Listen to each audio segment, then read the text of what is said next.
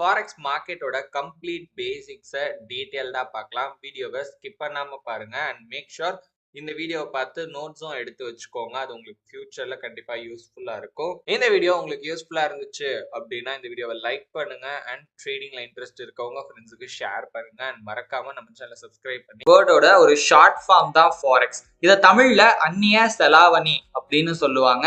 எனக்காவது நியூஸ்ல இந்த வார்த்தையை நீங்க கேள்விப்பட்டிருக்கிறதுக்கான வாய்ப்பு இருக்கு. இதை பத்தி தெரிஞ்சுக்கிறதுக்கு முன்னாடி நமக்கு பணம்னா என்ன, நாணயம் அதாவது காசுனா என்ன, ஸோ ரெண்டும் ஒண்ணுதானே ப்ரோ அப்படின்னு நினைச்சீங்கன்னா அதுதான் கிடையாது. மணிங்கிறது வேற, கரன்சிங்கிறது வேற. பணம் அப்படிங்கிறது என்னன்னு பாத்தீங்கன்னா, இப்ப நீங்க ஒரு பொருளை வாங்குறதுக்கு அதனுடைய மதிப்புக்கு இணையா நீங்க கொடுக்குற ஒரு விஷயம். உதாரணத்துக்கு இப்போ உங்களுக்கு அரிசி வேணும் அப்படின்னா அந்த அரிசியோட மதிப்புக்கு நிகரா நீங்க ஒரு விஷயத்த கொடுத்தாதான் உங்களுக்கு அந்த அரிசி கிடைக்கும். ஓகே, அப்ப அதோட மதிப்புக்கு நிகரா நீங்க என்ன விஷயத்த கொடுக்குறீங்களோ அதை பொதுவாவே பணம்னு சொல்லலாம். பணம் அப்படிங்கிறது ஒரு பொது பெயர்னு சொல்லலாம். ஓகேங்களா, தங்கத்தையும் நம்ம பணமா எடுத்துக்கலாம், நம்ம யூஸ் பண்ற காசை கூட நம்ம பணமா எடுத்துக்கலாம். இப்ப காசுங்கிறது என்னன்னு பாத்தீங்கன்னா ஒரு அரசாங்கத்தால அங்கீகரிக்கப்பட்ட ஒரு காகிதம்னு சொல்லலாம். ஓகே, எளிமையா புரியணும் அப்படின்னா அது ஒரு ஜஸ்ட் ஒரு பேப்பர், ஒரு காகிதம். அந்த காகிதம் அரசாங்கத்தால இதை நீங்க ஒரு பணமா பயன்படுத்தலாம், அதுக்கு நாங்க உங்களுக்கு முழு உரிமையை கொடுக்கிறோம். ஸோ இந்த காகிதத்தோடைய மதிப்பு இவ்வளவு ரூபாய்க்கு நிகர், அதாவது இவ்வளவு காசுக்கு ஈக்குவல் அப்படின்னு ஒரு அரசாங்கத்தால அங்கீகரிக்கப்படுறது தான் பாத்தீங்கன்னா ஒரு நாணயம் இல்ல காசு அப்படின்னு சொல்லுவாங்க. அந்த வகையில இப்ப நம்ம இந்தியால இருக்கோம், நம்ம ரூபாயை பயன்படுத்துறோம். நம்மளோட காசு என்னன்னு பாத்தீங்கன்னா ரூபா. இப்ப இதே அமெரிக்காவை எடுத்துக்கிட்டீங்க அப்படின்னா அப்படின்னு சொல்லுவாங்க. உதாரணத்துக்கு இப்ப காய்கறி சந்தை இருக்கு அப்படின்னா காய்கறியை விற்கிறவங்களும் அங்க வருவாங்க, காய்கறி வாங்குறவங்களும் பாத்தீங்கன்னா அந்த இடத்துக்கு போவாங்க. அதனால அதை சந்தைன்னு சொல்றாங்க. இப்போ ஃபாரெக்ஸ் மார்க்கெட், அந்நிய செலாவணி சந்தை அப்படின்னா என்னன்னு கேட்டீங்கன்னா இது ஒரு உலகளாவிய சந்தை. ஏன் அப்படிங்கறத இன்னும் கொஞ்ச நேரத்துல நான் சொல்றேன். இங்க நம்ம ஒரு நாணயத்தை இன்னொரு நாணயமா பாத்தீங்கன்னா மாத்திக்கலாம். முன்னாடி நான் சொன்ன மாதிரி எப்படி நம்ம ரூபாய டாலராகவும் டாலரை ரூபாயும் மாத்துறோமோ அந்த மாதிரி உலகத்துல இருக்கிற எந்த ஒரு நாணயத்தை வேணா கூட நம்ம ஒரு நாணயத்தை கொடுத்து இன்னொரு நாணயமா மாத்த முடியும். இந்த இடத்துல நம்ம மாத்த தானே ப்ரோ செய்யறோம், நம்ம இங்க வாங்கவோ விற்கவோ இல்லையே. அப்புறம் ஏன் இதை சந்தை அப்படின்னு சொல்றாங்கன்னா எளிமையா புரியுற மாதிரி சொல்றேன். இப்போ நீங்க ஒரு பொருள் வாங்கணும் அப்படின்னா அந்த பொருளை வாங்குறதுக்கு நீங்க காசு கொடுப்பீங்க. ஒரு பொருளை நீங்க விற்கிறீங்க அப்படின்னா வித்ததுக்காக நீங்க காசை வாங்கிப்பீங்க. ஓகேங்களா, ஆனா ஃபாரெக்ஸ் மார்க்கெட்டை பொறுத்த வரைக்கும் நீங்க ஒரு நாணயத்தை இன்னொரு நாணயமா வாங்கும் போது இந்த இடத்துல நீங்க நாணயத்தை தான் வாங்குறீங்க, காசையே வாங்குறீங்க. ஓகேங்களா, அதுக்காக நீங்க எதை கொடுக்குறீங்க, காசை தான் கொடுக்குறீங்க. உதாரணத்துக்கு இப்போ உங்களுக்கு அமெரிக்கன் டாலர் வேணும் அப்படின்னா உங்ககிட்ட இருக்கிற ரூபாயை விற்கிறீங்க, கொடுக்குறீங்க. சரிங்களா, நம்ம ஒரு பொருளை இப்போ ஒருத்தர்கிட்ட நம்ம விற்கும் போது எப்படி நம்ம வாங்கிக்கிறோமோ அந்த மாதிரி நீங்க உங்ககிட்ட இருக்கிற ரூபாயை கொடுத்துட்டு அவங்க கிட்ட இருக்கிற டாலரை வாங்கிக்கிறீங்க. இந்த இடத்துல ரெண்டுமே நடக்குது. புரியுதுங்களா, நான் டாலரை வாங்குறேன், அதுக்காக நான் என்கிட்ட இருக்கிற ரூபாயை விற்கிறேன்.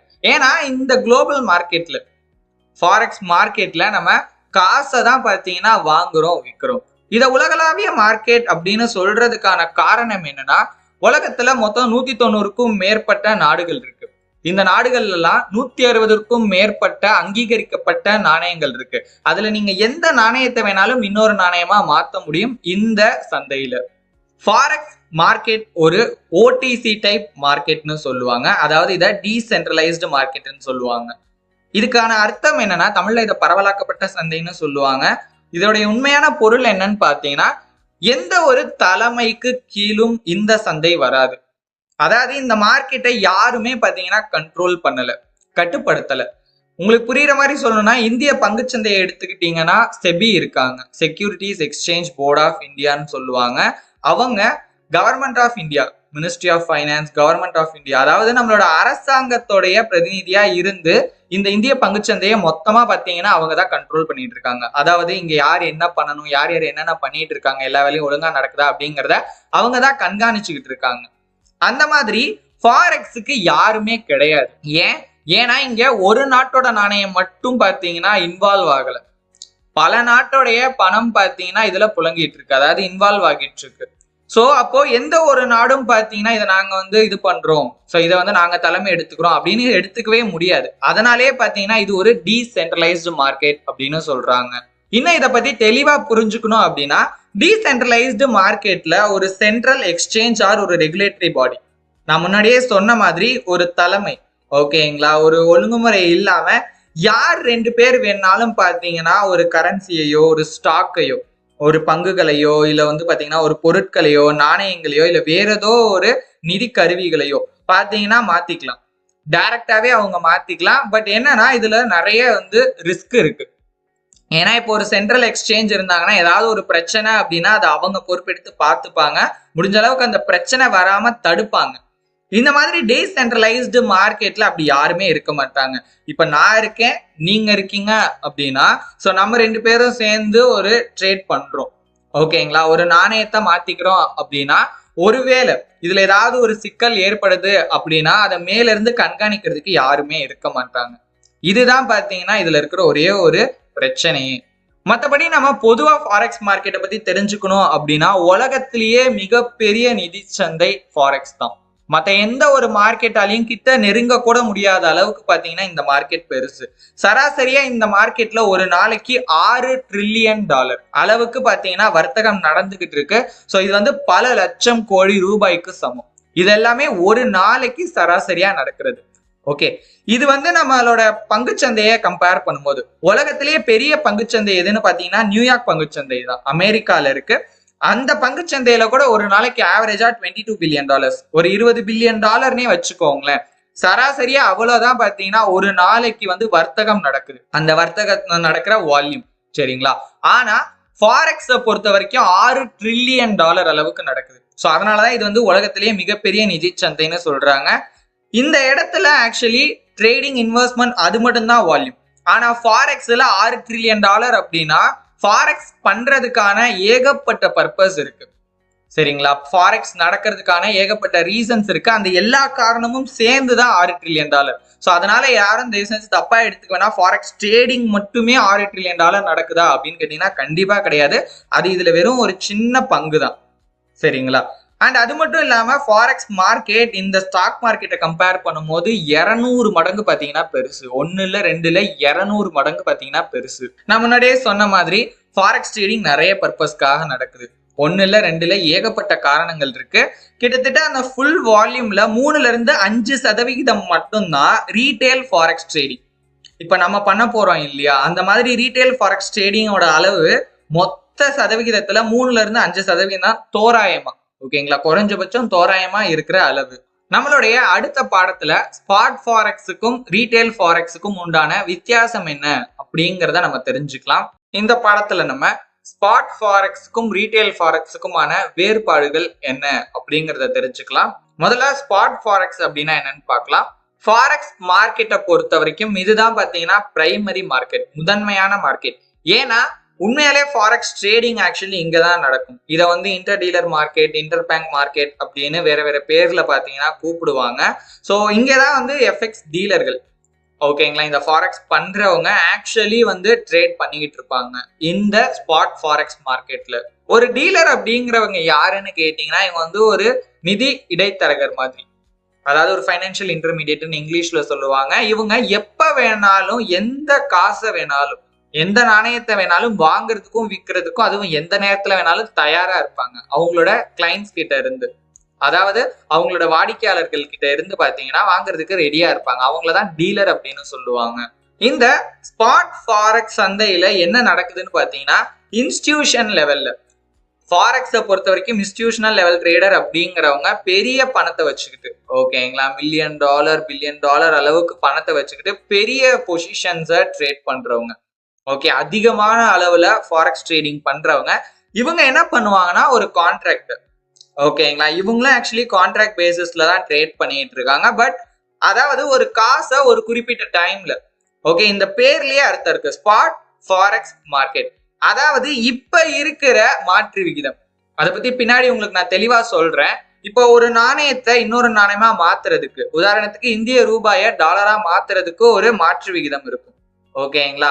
$1 நிகரா நீங்க எவ்வளவு ரூபாய் கொடுத்தீங்கன்னா இதை நீங்க மாத்திக்கலாம் அப்படிங்கிறதுக்கு. உதாரணத்துக்கு இப்போ ஒரு $82 இருக்குன்னா $1 மதிப்பு இந்திய ரூபாயில $82. $1 வாங்கினா நீங்க $82 கொடுக்கணும். இல்லைன்னா உங்களுக்கு வந்து உங்ககிட்ட $1 இருந்துச்சுன்னா நீங்க $82 அதை மாத்திக்கலாம். இப்போ இது வந்து இன்னைக்கு இருக்கிற மாற்று விகிதம், இப்ப இருக்கிற எக்ஸ்சேஞ்ச் ரேட். இது வந்து ஃபியூச்சர்ல எதிர்காலத்துல மாறலாம். ஆனா இந்த ஸ்பாட் ஃபாரெக்ஸ் மார்க்கெட்ல என்ன பண்ணுவாங்கன்னா, இப்ப இருக்கிற எக்ஸ்சேஞ்ச் ரேட்டுக்கு இவ்வளவு கரன்சிஸ், இந்த கரன்சிய இவ்வளவு அளவு நான் எதிர்காலத்துல வாங்கிக்கிறேன், ஆனா இப்ப இருக்கிற எக்ஸ்சேஞ்ச் ரேட்ல. அதுதான் பாத்தீங்கன்னா ஸ்பாட் ஃபாரெக்ஸ், பேர்லயே இருக்கு. ஓகே, இப்ப இருக்கிற எக்ஸ்சேஞ்ச் ரேட்ல பின்னாடி எதிர்காலத்துல வாங்கிக்கிறேன் அப்படின்னு ஒரு கான்ட்ராக்ட் போட்டுப்பாங்க. வாங்கிக்கிறேன் இல்ல வித்தர்றேன், செல் பண்றேன் அப்படின்னு ஒரு கான்ட்ராக்ட் போட்டுப்பாங்க. ஓகே, சோ இதுதான் பாத்தீங்கன்னா இதையும் இன்ஸ்டிடியூஷனல் லெவல் ட்ரேடர்ஸ் தான் பண்றாங்க ஸ்பாட் மார்க்கெட்ல. ஸ்பாட் ஃபாரெக்ஸ் டிரான்சாக்ஷன் அப்படிங்கிறது இரண்டு தரப்பினர்களுக்கு இடையே போடுற ஒரு ஒப்பந்தம் தான். ஓகே, உண்மையாலே ஒரு காசு பிசிக்கலா, ஓகே, இப்ப இந்திய ரூபாய் நோட்டெல்லாம் நம்மளால தொட்டு பார்க்க முடியுது இல்லையா, அந்த மாதிரி பிசிக்கலாவே பாத்தீங்கன்னா மாத்திக்கிறதா வந்து அவங்க ஒரு அக்ரிமெண்ட் போட்டுருவாங்க. இப்பவே போட்டுருவாங்க இப்ப இருக்கிற எக்ஸ்சேஞ்ச் ரேட்ல. ஆனா இதை வாங்குறது விற்கிறது எல்லாமே எதிர்காலத்துலதான் நடக்கும். இததான் ஸ்பாட் ஃபாரெக்ஸ் டிரான்சாக்ஷன் அப்படின்னு சொல்லுவாங்க. இந்த மாதிரியான ஒரு ஸ்பாட் கான்ட்ராக்ட் போடுறதுனால அவங்களுக்கு அந்த கடமை இருக்கு. கட்டாயம் பாத்தீங்கன்னா வந்து எதிர்காலத்துல அந்த நாணயத்தை வாங்கவோ விற்கவோ செய்யணும் அப்படிங்கிற ஒரு கட்டாயம் இருக்கு. சோ அவங்க இப்ப இருக்கிற எக்ஸ்சேஞ்ச் ரேட்டுக்கு கட்டாயமா பாத்தீங்கன்னா அந்த காசை ஒண்ணு வாங்கணும், அந்த கான்ட்ராக்ட்ல போட்டிருக்க மாதிரி, இல்ல விற்கணும். இப்படிதான் ஸ்பாட் ஃபாரெக்ஸ் மார்க்கெட்ல உண்மையாலே ஃபாரெக்ஸ் ட்ரேடிங் நடந்துகிட்டு இருக்கு. என்னதான் இதை வந்து ஸ்பாட் ஃபாரெக்ஸ் அப்படின்னு சொன்னாலும் அந்த ஸ்பாட்ல, அதாவது அந்த இடத்துலயே வந்து பாத்தீங்கன்னா காசை மாத்தலாம் மாட்டாங்க. ஓகேங்களா, ஃபியூச்சர்ல வாங்கிக்கிற ஒரு கான்ட்ராக்ட் அதை மட்டும்தான் அப்பவே போடுவாங்க. என்னதான் நான் ஃபியூச்சர்ல வாங்கிக்கிறேன், இப்போ நாளைக்கே வாங்குறேன் அப்படின்னா கூட ஸ்பாட் ஃபாரெக்ஸ் பொறுத்த வரைக்கும் என்னால பண்ண முடியாது. குறைஞ்சபட்ச கால அவகாசம் அப்படின்றது இருக்கு. ஓகேங்களா, 2 பிசினஸ் டே, அதாவது 2 ஒர்க்கிங் டே அது மினிமம் பாத்தீங்கன்னா டைம் இருக்கு. இன்னைக்கு நான் கான்ட்ராக்ட் போட்டா கூட ஆக்சுவலா அதை வாங்குறதுக்கோ விற்கிறதுக்கோ இந்த செட்டில்மெண்ட் எல்லாம் முடியறதுக்கு பாத்தீங்கன்னா 2ல இருந்து 3 நாள் கூட பாத்தீங்கன்னா சில சமயம் ஆகும் ஸ்பாட் ஃபாரெக்ஸை பொறுத்த வரைக்கும். இப்ப நம்ம ரீட்டைல் ஃபாரெக்ஸ், அதாவது நம்ம பண்ண போற ரீட்டைல் ஃபாரெக்ஸ் மார்க்கெட் எப்படி ஒர்க் ஆகுதுன்னு பார்க்கலாம். இது வந்து ஃபாரெக்ஸ் மார்க்கெட்டை பொறுத்த வரைக்கும் ஒரு செகண்டரி மார்க்கெட், சரிங்களா. ஏன்னா இந்த இடத்துல மோஸ்ட்லி ரீட்டைல் ட்ரேடர்ஸ் தான் வந்து பங்கேற்பாங்க. ஓகே, நம்மள மாதிரி வந்து ரொம்ப கம்மியான கேபிட்டல், உங்ககிட்ட $10,000 கேபிட்டல் இருக்கு அப்படின்னாலும் நம்மளால ஸ்பாட் ஃபாரெக்ஸ் பண்ண முடியாது, ரீட்டைல் ஃபாரெக்ஸ் தான் பண்ண முடியும். ஏன்னா அதுக்கான ஃபெசிலிட்டிஸ் தான் நமக்கு வந்து அவைலபிளா இருக்கு. ஸோ நம்மலாம் ட்ரேட் பண்ற இந்த மார்க்கெட், இதை தான் ரீட்டைல் ஃபாரெக்ஸ் அப்படின்னு சொல்லுவாங்க. ஆக்சுவலி நமக்கு இந்த சர்வீஸை ப்ரொவைட் பண்றவங்க, நம்ம ட்ரேடிங் பண்ணணும், ஒரு ரீட்டைல் ட்ரேடர் ட்ரேட் பண்றதுக்காக ஒருத்தர் என்ன பண்ணுவாருன்னா இந்த ரீட்டைல் ஃபாரெக்ஸ் மார்க்கெட்டை கிரியேட் பண்ணுவாரு. அவர் என்ன பண்ணுவாருன்னா நமக்கு பதிலா, ஓகே, நம்ம அவர் கிரியேட் பண்ண மார்க்கெட்ல ட்ரேடிங் பண்ணிட்டு இருப்போம், ஃபாரெக்ஸ் ட்ரேடிங் பண்ணிட்டு இருப்போம். அவரு நமக்காக பாத்தீங்கன்னா பிரைமரி மார்க்கெட்ல, நான் முன்னாடி சொன்ன மாதிரி ஸ்பாட் மார்க்கெட்ல பாத்தீங்கன்னா நமக்கு பதிலா ட்ரேட் பண்ணிட்டு இருப்பாரு. ஓகேங்களா, ஏன்னா நம்மளால டைரக்டா ஸ்பாட் மார்க்கெட்ல வந்து போய் ட்ரேட் பண்ண முடியாது, நம்ம இவர் மூலியமா பாத்தீங்கன்னா வந்து ட்ரேட் பண்றோம். ஓகேங்களா, நல்லா புரிஞ்சுக்கோங்க, இவர் வந்து ஒரு மார்க்கெட்டை கிரியேட் பண்ணிருக்காரு நமக்காக, சரிங்களா. இவரு நமக்காக என்ன பண்றாருன்னா, ஓகேங்களா, சோ இதே வர்த்தகத்தை அவர் என்ன பண்றாரு, அவர் அங்க போய் பண்றாரு. ஏன்னா இவருக்கு எந்த நஷ்டமும் வந்துடக்கூடாது இல்லையா, அதுக்காக அவர் என்ன பண்றாரு, ஸ்பாட் மார்க்கெட்ல போயிட்டு இதே வர்த்தகத்தை நமக்காக பண்றாரு. இதுதான் பாத்தீங்கன்னா வித்தியாசம். இதுக்காக அவர் என்ன பண்றாருன்னா, இப்போ ஸ்பாட் மார்க்கெட்ல, ஓகேங்களா, ஒரு ரேட்ல, ஒரு எக்ஸ்சேஞ்ச் ரேட்ல வந்து ட்ரேடிங் நடந்துகிட்டு இருக்கு அப்படின்னா அதை விட கொஞ்சம் விலைய அதிகமா வச்சு பாத்தீங்கன்னா நமக்கு உருவாக்குன மார்க்கெட்ல ரேட் எல்லாம் காட்டுவாங்க. உங்களுக்கு ரொம்ப சிம்பிளா புரியுற மாதிரி சொல்லணும்னா, இப்ப நீங்க உங்க வீட்டு பக்கத்துல இருக்கிற ஒரு கடையில போயிட்டு ஒரு ஏதோ ஒரு பொருளை வாங்குறீங்க. ஓகேங்களா, சோ ஏதோ ஒரு பொருளை வாங்குறீங்க, அந்த பொருளோட விலை 10 ரூபாய் இருக்குன்னு வச்சுக்கோங்களேன். இதே நீங்க வந்து ஒரு ஹோல்சேல் கடையில போய் வாங்குனீங்கன்னா 9 ரூபா இருக்கும். ஏன்னா அவங்க மொத்த விலைக்கு வாங்குறதுனால அவங்களால 9 ரூபாய்க்கு விற்க முடியும். ஓகேங்களா, சில்லறை வியாபாரி, ஒரு ரீட்டைலர் என்ன பண்ணுவாரு அப்படின்னா ஹோல்சேல்ல மொத்தமா வாங்கிட்டு வந்து, ஓகேங்களா, மொத்தமா வாங்கிட்டு வந்து கொஞ்சம் விலையை அதிகமா வச்சு, ஓகேங்களா, அதிகபட்சம் அந்த பொருளை எவ்வளவுக்கு விற்க முடியுமோ அந்த விலைக்கு தான் விற்பாரு. ஓகே, சோ அது மாதிரிதான் பாத்தீங்கன்னா இங்கேயும் நடக்குது. ஹோல்சேல் மார்க்கெட்ல அவங்க நமக்காக ட்ரேட் பண்றாங்க. சோ அதுல இருந்து ரேட் எடுத்து கொஞ்சம் ஆட் பண்ணி பாத்தீங்கன்னா அததான் மார்க்அப் அப்படின்னு சொல்லுவாங்க. ஸ்பாட் ஃபாரெக்ஸை பத்தி ரொம்ப முக்கியமான ஒரு விஷயம் சொல்லணும் அப்படின்னா, அங்க போடுற ஒப்பந்தத்துல உண்மையாலே வந்து அந்த காசை ஒண்ணு வாங்கணும் இல்ல விற்கணும், கொடுக்கணும், பிசிக்கலாவே வந்து அந்த காசை நம்ம டிரான்சாக்ஷன் பண்ணணும். இதுதான் அந்த ஒப்பந்தத்திலையும் குறிப்பிட்டிருக்கோம். ஆனா நார்மலா பாத்தீங்கன்னா யாருமே இதை பண்றது கிடையாது. ஓகேங்களா? இப்ப இருக்கிற எக்ஸ்சேஞ்ச் ரேட்ல என்ன ரேட்ல அவங்க வாங்கணும்னு விற்கணும்னு கான்ட்ராக்ட் போட்டிருக்காங்களோ, எந்த டேட்ல அந்த டிரான்சாக்ஷன் நடக்கிற டேட்ல என்ன பண்ணுவாங்க, பிசிக்கலா அதை எக்ஸ்சேஞ்ச் பண்ணாம இப்ப இருக்கிற எக்ஸ்சேஞ்ச் ரேட்டையும் அப்ப இருக்கிற எக்ஸ்சேஞ்ச் ரேட்டோட டிஃபரன்ஸை பாத்தீங்கன்னா செட்டில் பண்ணிப்பாங்க. உங்களுக்கு ரொம்ப புரியுற மாதிரி சொல்றேனே. இப்போ இதை வந்து நான் ஃபாரெக்ஸ்ன்னு சொன்னா குழப்பம், ஒரு பொருளை வச்சு சொல்றேன். ஓகேயா? இப்போ ஒரு பொருள் இருக்கு, சரிங்களா? இப்போ அதோட விலை வந்து 10 ரூபாய், சரிங்களா? 10 ரூபாய்க்கு நான் இதை வந்து ஒரு 10 நாள் கழிச்சு வாங்கிக்கிறேன் அப்படின்னு நம்ம 2 பேரும் ஒரு ஒப்பந்தம் போடுறோம்னு வச்சுக்கோங்க. இந்த பொருள் உங்களுடையது, நான் வாங்குறேன்னு வச்சுக்கோங்க. ஓகேங்களா? இப்ப இதோட மதிப்பு 10 ரூபா. அந்த 10 ரூபாய்க்கே நான் 10 நாள் கழிச்சு நிச்சயமா வாங்கிக்கிறேன் அப்படின்னு நான் உங்ககிட்ட வந்து ஒரு கான்ட்ராக்ட் போட்டுட்டேன். ஓகே, இப்போ நான் வந்து ஆக்சுவலி அதை வாங்கிட்டேன். ஓகேங்களா? ஆனா உண்மையா வாங்கல, நான் ஃபியூச்சர்ல தான் வாங்கிக்கிறேன்னு போட்டிருக்கேன். ஓகே, இப்ப 10 நாள் கழிச்சு இந்த பொருளோட மதிப்பு பாத்தீங்கன்னா 12 ரூபாய் ஏறுது.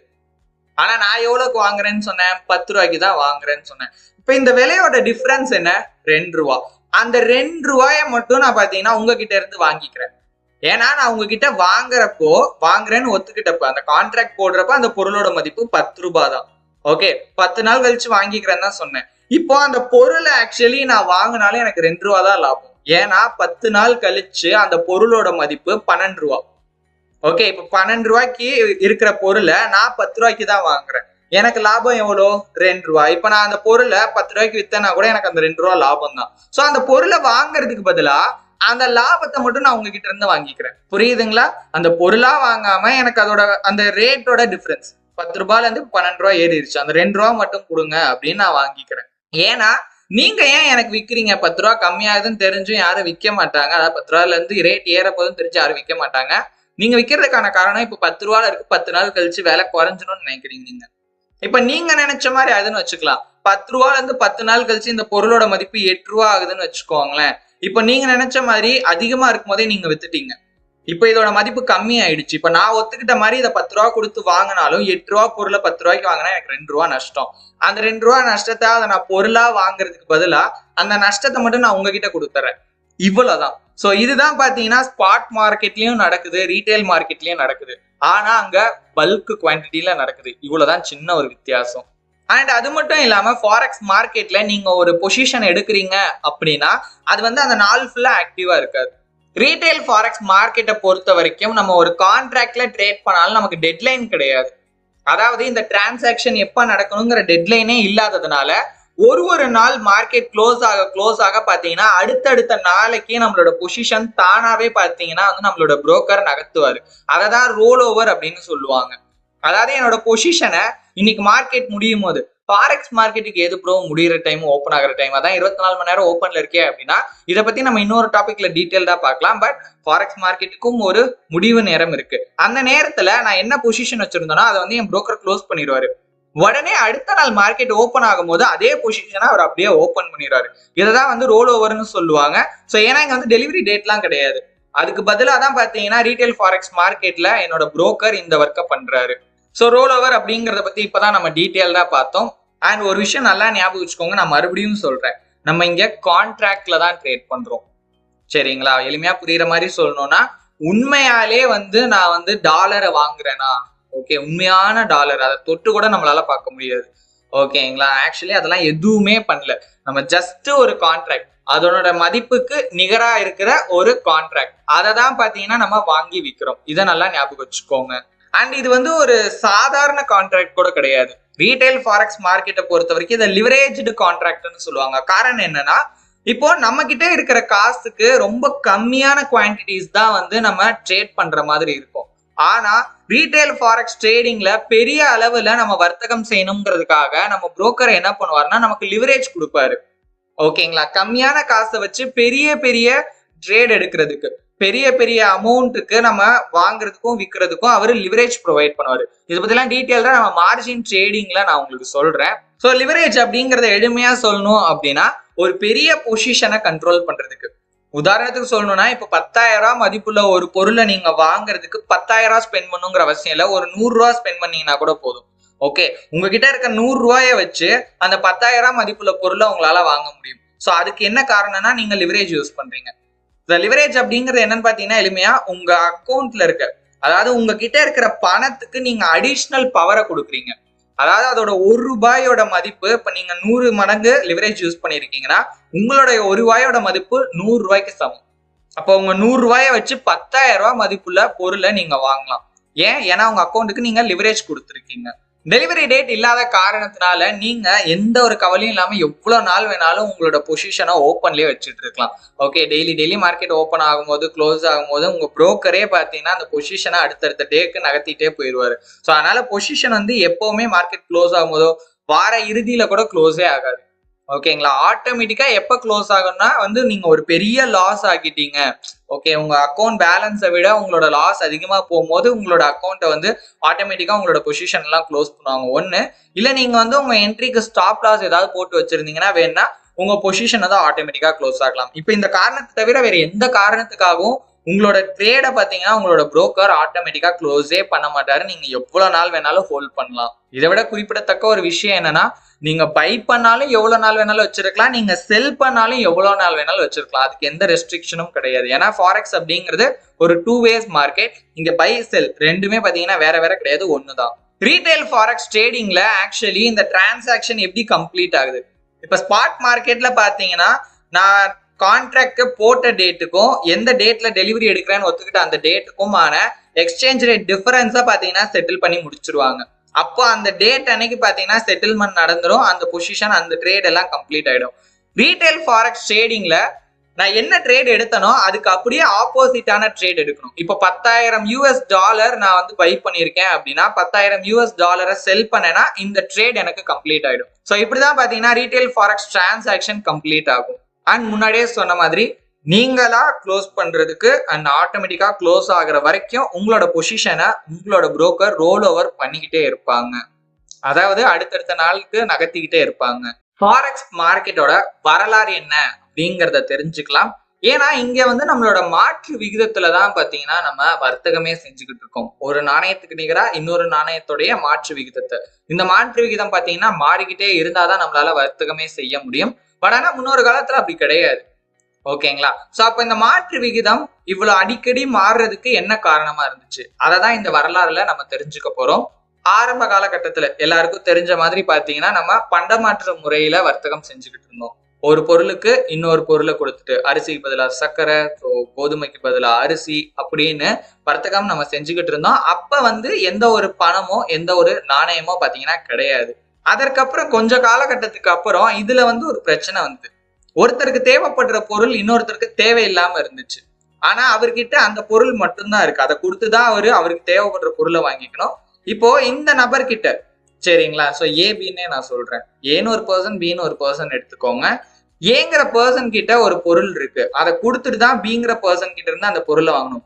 பிக்கு ஏங்கிற பர்சன் கிட்ட இருக்க பொருள் தேவையில்லை. அப்ப இந்த இடத்துல என்ன ஆகுது, ஒரு பிரச்சனை உருவாகுது. அப்போ ஏங்கிற பர்சனுக்கு அவருக்கு தேவைப்பட்ட பொருள் கிடைக்காமலே போயிடும். இதுக்கு மாற்றாதான் பாத்தீங்கன்னா ஒரு காமன் மீடியம் ஆஃப் எக்ஸ்சேஞ்ச். பொதுவா ஒரு பொருளை வச்சிடலாம், ஒரு கருவியை வச்சிடலாம். சோ பொதுவான ஒரு கருவி இருந்துச்சு அப்படின்னா எந்த ஒரு பொருளை வாங்குறதுக்கும் விற்கிறதுக்கும் அந்த பொதுவான ஒரு கருவியை நம்ம பயன்படுத்திக்கலாம் அப்படிங்கிற ஒரு முறை உருவாச்சு.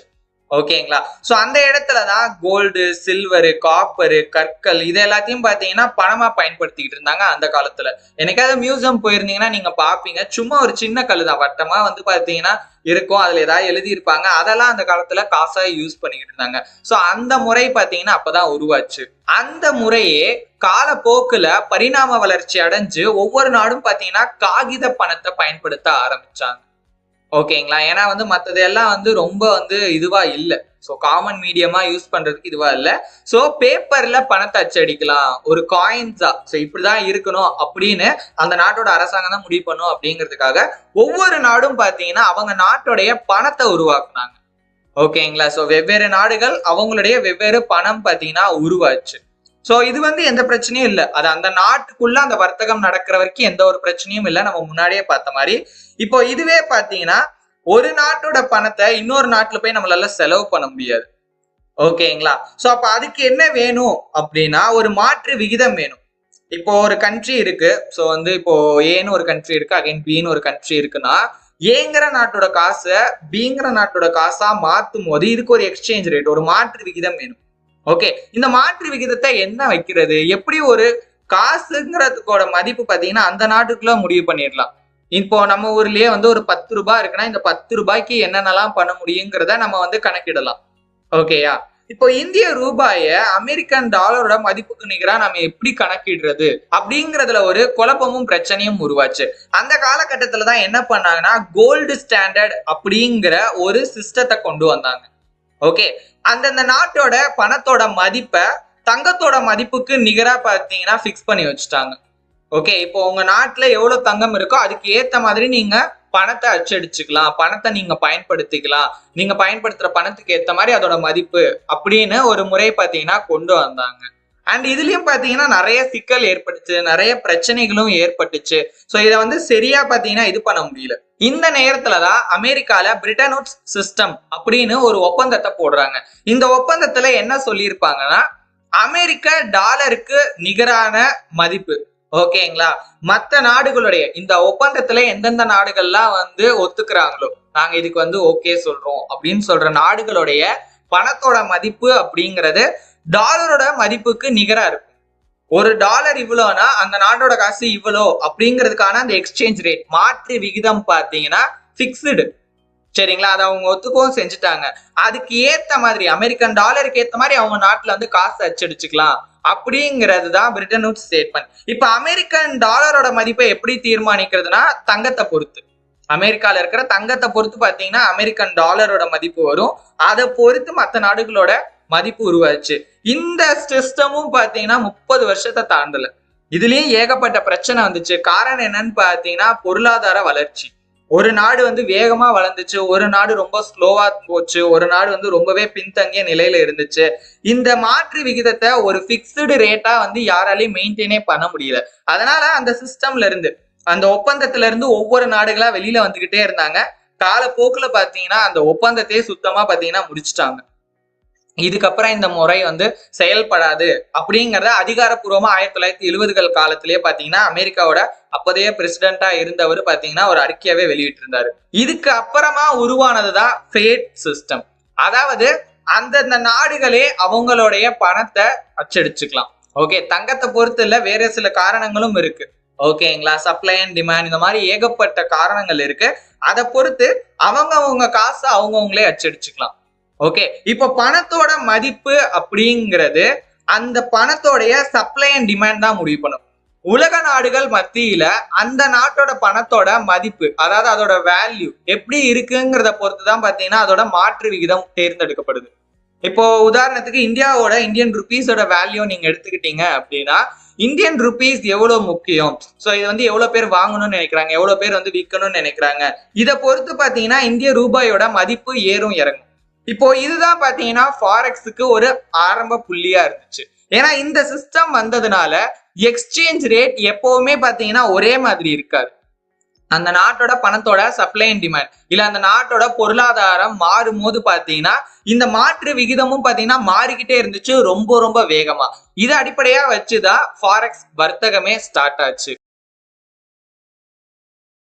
இந்த தலைப்புல நம்ம ஃபாரெக்ஸ் ஏன் நம்ம தேர்ந்தெடுக்கலாம் இல்ல ஏன் நம்ம தேர்ந்தெடுக்க கூடாது அப்படிங்கிற காரணத்தையும் அதுல இருக்கிற நன்மைகள் மற்றும் தீமைகள் என்னென்ன அப்படிங்கிறதையும் தெளிவா பார்க்கலாம். ஃபாரெக்ஸ ஏன் நம்ம தேர்ந்தெடுக்கலாம் இல்ல ஏன் நம்ம தேர்ந்தெடுக்க கூடாது அப்படிங்கிறத பார்க்கலாம். இந்த கேள்வி வர்றதுக்கான முதல் காரணமே ஃபாரெக்ஸ் மட்டும்தான் நம்ம ட்ரேட் பண்றதுக்கான ஒரே ஆப்ஷன் கிடையாது. இப்போ நீங்க பாத்தீங்கன்னா ஸ்டாக் பங்குச்சந்தை இருக்கு, ஃபியூச்சர்ஸ் ஆப்ஷன்ஸ், அதாவது டெரிவேட்டிவ் மார்க்கெட்ல ஃபியூச்சர்ல ட்ரேட் பண்ணலாம், ஆப்ஷன்ஸ்ல ட்ரேட் பண்ணலாம், கமாடிட்டிஸ் அப்படிங்கிறது பொருட்கள்ல வர்த்தகம் செய்யறது, ஃபாரெக்ஸ், கிரிப்டோ அப்படின்னு இவ்வளவு ஆப்ஷன் இருக்கு. அவ்வளவு மார்க்கெட் இருந்தும் நான் ஏன் வந்து ஃபாரெக்ஸை சூஸ் பண்ணணும் அப்படிங்கிற கேள்விக்கான சிம்பிளான பதில் இந்த மார்க்கெட்டோடைய அட்வான்டேஜஸ், அதாவது இதோட நன்மை தீமையிலேயே இருக்கு. ஓகே, ஏன்னா அதை நீங்க தெரிஞ்சுக்கிட்டீங்க அப்படின்னாலே இந்த மார்க்கெட்ல நீங்க ட்ரேட் பண்ணலாமா வேணாமா அப்படிங்கிற முடிவை நீங்க ரொம்ப சுலபமாவே எடுத்துடலாம். முதல்ல ஃபாரெக்ஸ் ட்ரேடிங் செய்யறதுல இருக்கிற நன்மைகளை ஒன் பை ஒன்னா பார்க்கலாம். முதல் நன்மை என்னன்னு பாத்தீங்கன்னா இதோடைய சந்தை நேரம், மார்க்கெட் டைம் தான். ஸோ வேற காரணமே இருக்க முடியாது, நம்ம முதல்ல அதை தான் வச்சாகணும். ஏன்னா இது வந்து ஒரு நியாயமான காரணம். உண்மையை சொல்லணும் அப்படின்னா இப்போ மற்ற சந்தையெல்லாம் நீங்க எடுத்துக்கிட்டீங்க அப்படின்னா ஒரு குறிப்பிட்ட நேரத்துக்கு மட்டும்தான் அது வந்து இருக்கும். ஓகேங்களா, அந்த குறிப்பிட்ட நேரத்துல மட்டும்தான் நம்மளால வர்த்தகம் செய்ய முடியும். சரிங்களா? 9ல இருந்து 3, 9ல இருந்து 5:30, இப்போ கமாடிட்டிஸ் 9ல இருந்து 11 அந்த மாதிரி. ஃபாரெக்ஸ் அப்படிங்கிறது 24 மணி நேர மார்க்கெட். அப்போ உங்களுக்கு எந்த டைம்ல வேணாலும் நீங்க வர்த்தகம் செய்யறதுக்கு ஒரு வாய்ப்பு இருக்கு. சரிங்களா? ஸோ அது நம்ம ஒரு முதல் நன்மையா பார்க்கலாம். அடுத்தது லிவரேஜ். இது வந்து ஒரு அளவோட இருக்கிற வரைக்கும் தான். ஓகே, நம்ம ஒரு பழமொழி கேள்விப்பட்டிருப்போம், அளவுக்கு மிஞ்சினா அமிர்தமும் நஞ்சு அப்படிங்கிற மாதிரியான ஒரு விஷயம் தான். லிவரேஜ் வந்து ஒரு அளவு வரைக்கும் பாத்தீங்கன்னா நமக்கு அது நன்மை தான். அந்த அளவை தாண்டிடுச்சுன்னா அதுதான் இருக்கிறதுலயே மிகப்பெரிய ஆபத்து. இப்போ நம்ம கிட்ட வந்து எல்லார்கிட்டயும் ஒரே மாதிரி காசு இருக்கும்னு சொல்ல முடியாது. ஒருத்தர்கிட்ட நிறைய இருக்கும், ஒருத்தர்கிட்ட கம்மியா இருக்கும். இப்போ கம்மியா இருக்கிறவங்க இந்த மாதிரியான லிவரேஜ் ஆப்ஷனை யூஸ் பண்ணி ட்ரேட் பண்ணும்போது நம்ம கிட்ட இருக்கிற காசை விட கொஞ்சம் அதிகமான காசுக்கே நம்ம ட்ரேட் பண்ணலாம். உதாரணத்துக்கு இப்ப என்கிட்ட ஒரு 10,000 ரூபாய் இருக்குன்னு வச்சுக்கோங்களேன். நான் லிவரேஜ் யூஸ் பண்றேன், ஒரு 100 டைம்ஸ் வந்து லிவரேஜ் யூஸ் பண்றேன் அப்படின்னா ஒரு 10 லட்சம் ரூபாய். ஓகேங்களா? சோ 10,000 ரூபாங்கிறது அதோட 100 மடங்கு ஜாஸ்தியா. ஓகேங்களா? 10 லட்சம் ரூபாய் மதிப்புள்ள வர்த்தகத்தை என்னால செய்ய முடியும். இப்ப இதுக்கு என்ன வித்தியாசம்னா, நான் வந்து வெறும் 10,000 ரூபாய் தான் வச்சிருக்கேன். ஆனா நான் 10 லட்சம் ரூபாய்க்கான ட்ரேட் பண்ணும்போது என்னோட லாப நஷ்டம் அப்படிங்கிறது 10 லட்சம் ரூபாய்க்கு தான் இருக்கும். 10 லட்சம் ரூபாய்க்கு ட்ரேட் பண்ணா எவ்வளவு ப்ராஃபிட் வருமோ அந்த லாபம் தான் எனக்கு வரப்போகுது. அதே மாதிரி 10 லட்சம் ரூபாய் வச்சு ட்ரேட் பண்ணும்போது என்ன நஷ்டம் வருதோ அதுதான் எனக்கு வரப்போகுது. ஆனா என்கிட்ட இருக்க காசு எவ்வளவு? வெறும் 10,000 ரூபாய் தான். சோ அது ஒரு அளவோட இருக்கிற வரைக்கும் நல்லதுதான். அடுத்தது இந்த மார்க்கெட்டோட லிக்விடிட்டி. ஓகே, சோ லிக்விடிட்டி அப்படிங்கிறது என்னன்னு பாத்தீங்கன்னா, நீங்க ஒரு பொருளை எந்த அளவுக்கு எளிமையா வாங்குறீங்க விற்கிறீங்கன்றதான் லிக்விடிட்டின்னு சொல்லுவாங்க. இப்ப ஹை லிக்விடிட்டி அப்படின்னா அந்த பொருளை நீங்க ரொம்ப சுலபமா வாங்கலாம், எப்ப வேணாலும் வாங்கலாம், எப்ப வேணாலும் விற்கலாம். ஃபாரெக்ஸ் மார்க்கெட் அப்படிங்கிறது இருக்கிறதுலே லிக்விடிட்டி அதிகமான ஒரு மார்க்கெட். எந்த செகண்ட்ல வேணாலும் போயிட்டு நீங்க வாங்கலாம், விற்கலாம். ஓகேங்களா? ஏன்னா ஒரு சில சந்தையில, ஒரு சில மார்க்கெட்ல இப்போ நீங்க வாங்கிருவீங்க, ஓகேங்களா, விற்கவே முடியாது. ஏன்னா இப்போ நம்ம வாங்குறோம்னா ஒருத்தர் விற்கணும் நம்ம கிட்ட, நீங்க விற்கிறீங்கன்னா உங்ககிட்ட இருந்து யாராவது ஒருத்தர் அதை வாங்கிக்கணும். அப்பதான் இந்த டிரான்சாக்ஷன் கம்ப்ளீட் ஆகும். லிக்விடிட்டி ஜாஸ்தியா இருக்கும் போது ஒருத்தர் வாங்குறதுக்கும் ஒருத்தர் விற்கிறதுக்கும் எப்பவுமே எல்லா நேரத்திலையும் தயாராகவே இருப்பாங்க. ஆனா லிக்விடிட்டியே இல்ல அப்படின்னா, இப்ப நான் வாங்க ரெடியா இருக்கேன்னா விற்கிறதுக்கு யாருமே இருக்க மாட்டாங்க.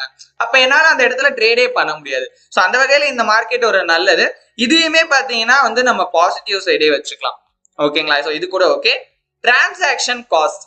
ஸோ இது வந்து பாத்தீங்கன்னா இது ஒரு அட்வான்டேஜஸ் தான், பட் அதுலதான் வந்து பாத்தீங்கன்னா ஒரு பிரச்சனையும் இருக்கு. சரிங்களா? இப்போ நம்ம வந்து ஒரு அங்கீகரிக்கப்பட்ட சந்தையில நம்ம ட்ரேட் பண்ணும்போது பாத்தீங்கன்னா டாக்ஸ் எல்லாம் கட்டிடுவோம். அதனால நமக்கு மத்த வந்து பிரச்சனைகள்லாம் இருக்காது.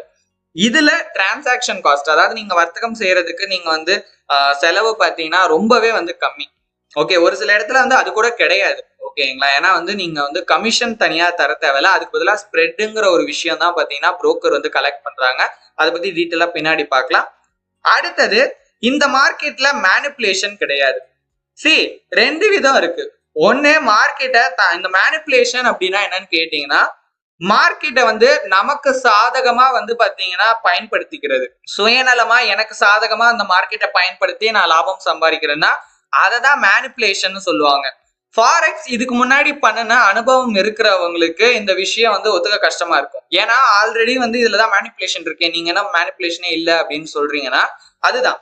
இப்போ இன்ஸ்டிடியூஷனல் லெவல் ட்ரேடர்ஸ்லாம் மார்க்கெட்டை மேனிப்புலேட் பண்றாங்க, அதனாலதான் ரீட்டைல் ட்ரேடர்ஸால லாபமே சம்பாதிக்க முடியல அப்படிங்கிற ஒரு தவறான கருத்து மக்கள் மத்தியில இருக்கு. உண்மை என்னன்னா, இன்ஸ்டிடியூஷனல் லெவல் ட்ரேடர்ஸ் மேனிப்புலேட்லாம் பண்ணல. ஏன்னா அவங்க ஒருத்தர் கிடையாது.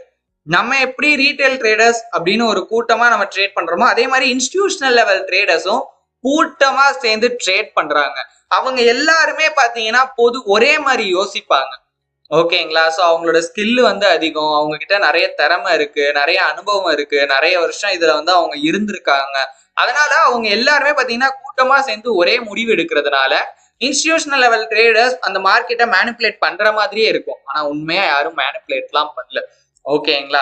ஏன்னா மேனிப்புலேஷன் அப்படிங்கிறது ஒருத்தர் சுயநலமா அவருக்கு ஏத்த மாதிரி மார்க்கெட்டை மாத்திக்கிறது. ஆனா அந்த மாதிரிலாம் ஃபாரெக்ஸா மாத்தவே முடியாது. ஏன்னா இதுல நிறைய நாடு, அந்த நாட்டோட காசெல்லாம் பாத்தீங்கன்னா இன்வால்வ் ஆகிருக்கு. அப்படிலாம் யாராலையும் எக்ஸ்சேஞ்ச் ரேட்டை, ஏன்னா இங்க ஃபாரெக்ஸ் ட்ரேடிங்ல எக்ஸ்சேஞ்ச் ரேட்டை தான் பேஸா வச்சு நம்ம ட்ரேடே பண்றோம். எக்ஸ்சேஞ்ச் ரேட் எல்லாம் யாரும் அவங்களுக்கு சாதகமா பாத்தீங்கன்னா மேனிப்புலேட்டே பண்ண முடியாது. இது வந்து ரொம்ப ரொம்ப ஒரு நன்மை. ஓகேங்களா? ஏன்னா இப்ப அந்த இன்ஸ்டிடியூஷனல் லெவல் ட்ரேடர்ஸ் எப்படி மார்க்கெட்ல ட்ரேடிங் செய்யறாங்க, வர்த்தகம் செய்யறாங்கன்றத புரிஞ்சுக்கிட்டோம் அப்படின்னா அந்த நஷ்டத்தையும் நம்ம கம்மி பண்ணிடலாம். சரிங்களா? அடுத்தது லோ பேரியர் டு என்ட்ரி. இதை நம்ம லிவரேஜ்லயே முன்னாடி பார்த்தோம். அதே விஷயம் தான். ரொம்ப கம்மியான அமௌண்ட் வச்சு கூட நீங்க ஸ்டார்ட் பண்ணலாம். இது கூட பாத்தீங்கன்னா அதேதான். நீங்க எப்படி பண்றீங்கன்ற வரைக்கும் அது ஒரு நல்லது. ரொம்ப கம்மியான காசை வச்சே ட்ரேட் பண்ணிடலான்ற ஒரே காரணத்துக்காக நிறைய பேர் என்ன பண்றாங்கன்னா ரொம்ப ரொம்ப கம்மியா, ஓகேங்களா, ஸோ வந்து ஒரு புரோக்கர் வந்து $5 அக்கௌண்ட் வந்து கொடுக்குறாரு, $5 வச்சு ட்ரேட் பண்ணலாம்னு சொல்றாங்க. ஒருத்தர்லாம் வந்து $1 வச்சு, இதெல்லாம் வந்து விளம்பரத்துக்காக அவங்க சொல்றது. ஓகேங்களா, பொறுப்பா நம்ம ட்ரேட் பண்ணணும் அப்படின்னா அதுக்கு ஏத்த மாதிரி அமௌண்ட் வேணும். சரிங்களா, ஸோ அது வந்து மற்ற மார்க்கெட்ல, ஓகேங்களா, மற்ற மார்க்கெட்டை ஒப்பிடும் போது இதுல வந்து கொஞ்சம் கம்மியா இருந்தாலே நீங்க பண்ற ரிட்டர்ன்ஸ் வந்து அதிகம். ஓகேங்களா, நீங்க சம்பாதிக்க போற லாபம் அப்படிங்கிறது கொஞ்சம் நிறையவே இருக்கும். எந்த அளவுக்கு லாபம் இருக்கோ அதே அளவுக்கு நஷ்டம் இருக்குங்கிறதையும் மறந்துடாதீங்க. ஓகேங்களா, இப்ப நம்ம நிறைய லாபம் சம்பாதிக்கணும்னா அதுக்காக நிறைய ரிஸ்க் எடுக்கிறோம். நிறைய நஷ்டத்தையும் நம்ம சந்திக்கிறதுக்கு தயாரா இருந்தாதான் இந்த மாதிரி மார்க்கெட்ல நம்ம ட்ரேட் பண்ண முடியும். ஸோ இதெல்லாம் வந்து ஃபாரெக்ஸ் மார்க்கெட்டோடைய அட்வான்டேஜஸ். ஸோ இதெல்லாம் நம்ம ஃபாரெக்ஸ் மார்க்கெட்டை சூஸ் பண்றதுக்கான ரீசனாவும் வச்சுக்கலாம். இப்ப நம்ம ஃபாரெக்ஸ் மார்க்கெட்டோட டிஸ்அட்வான்டேஜஸ், தீமைகள் என்னென்ன அப்படிங்கறத பத்தி ஒன்னொன்னா பார்க்கலாம். ஸோ முதல்லயே இதை வந்து கண்டிப்பா சொல்லியே ஆகணும், இது வந்து சட்டப்படி லீகல் கிடையாது. ஓகேங்களா, ஸோ நான் மோஸ்ட்லி வந்து இந்தியாவை ஃபோக்கஸ் பண்ணி தான் வந்து சொல்றேன். சரிங்களா, இப்ப இதே தான் நீங்க வெளிநாட்டுல இருந்து சரிங்களா பண்றீங்கன்னா அந்த நாட்டுடைய சட்டத்திட்டத்தின்படி இது வந்து லீகலா இல்லைங்களாங்கிறத செக் பண்ணிக்கோங்க. இந்தியால இது வந்து சட்டப்பூர்வமானது கிடையாது. சரிங்களா, அப்புறம் எதுக்கு ப்ரோ இதை நம்ம பார்க்கணும், இதை நம்ம பண்ணணும் அப்படின்னு கேட்டீங்கன்னா, இங்க சில பண்றதுக்கு சில வழிகள் இருக்கு. அப்படி அந்த சில வழிகளை பயன்படுத்தி நீங்க பண்ணீங்கனாலும் இது லீகல்லாம் ஆயிடாது. ஓகே, ஏன்னா இதை பத்தி தனியாவே ஒரு தலைப்புல நம்ம வந்து தெளிவாவே வந்து பாத்தீங்கன்னா டிஸ்கஸ் பண்ணலாம். ஸோ ஃபர்ஸ்ட் டிஸ்அட்வான்டேஜஸ் இது. அடுத்தது, இது வந்து ஒரு டீசென்ட்ரலைஸ்டு மார்க்கெட். சரிங்களா, ஏன்னா இங்க வந்து ஒரு ப்ராப்பரான வந்து ரெகுலேட்டரி கிடையாது, ஒழுங்குமுறை கிடையாது. யார் என்ன பண்ணணும், ஸோ யார் யார் என்னென்ன பண்றாங்கன்றத மேல இருந்து ஒருத்தர் கண்காணிக்கிறது. உண்மையா சொல்லணும்னா நிதி சந்தையை பொறுத்த வரைக்கும் ஃபைனான்சியல் மார்க்கெட்ல அது ரொம்ப ரொம்ப நல்லது. ஏன்னா இங்க நம்ம நம்மளோட பணத்தை பயன்படுத்துறோம். ஸோ யாராவது ஒருத்தர் ஏமாத்துற எண்ணத்துல உள்ள வந்துட்டாங்க அப்படின்னா அதனால ஒருத்தருக்கு லாபம் ஆயிடும், ஒருத்தருக்கு பாத்தீங்கன்னா நஷ்டம் ஆயிடும். சரிங்களா, இப்போ நான் ட்ரேட் பண்ணி லாஸ் பண்றேன் அப்படின்னா அது போதும், அது எல்லா மார்க்கெட்லயும் இருக்கிறது தான். சரிங்களா, ஆனா ஃபாரெக்ஸை பொறுத்த வரைக்கும் வெளிப்புற ஆபத்து அப்படிங்கிறது ரொம்ப ஜாஸ்தியா இருக்கு. இப்ப நான் ட்ரேட்னால லாஸ் பண்ற மாதிரி 1000 காரணம் இருக்கு. இதையுமே தனியா டீட்டெயில்டா ஒரு தலைப்புல நம்ம பார்க்க போறோம், ஃபாரெக்ஸ் ட்ரேடிங்ல என்னென்ன மோசடி இருக்குன்னு. ஓகே, ஏன்னா அதையெல்லாம் தாண்டி தான் வந்து நம்ம ஃபாரெக்ஸ் ட்ரேடிங் பண்ற மாதிரி இருக்கும். ஸோ அந்த வகையில மற்ற மார்க்கெட்டை நீங்க பண்றதை விட இந்த மார்க்கெட்ல நீங்க ரொம்ப ரொம்ப ரொம்ப உஷாராவே இருக்கணும்.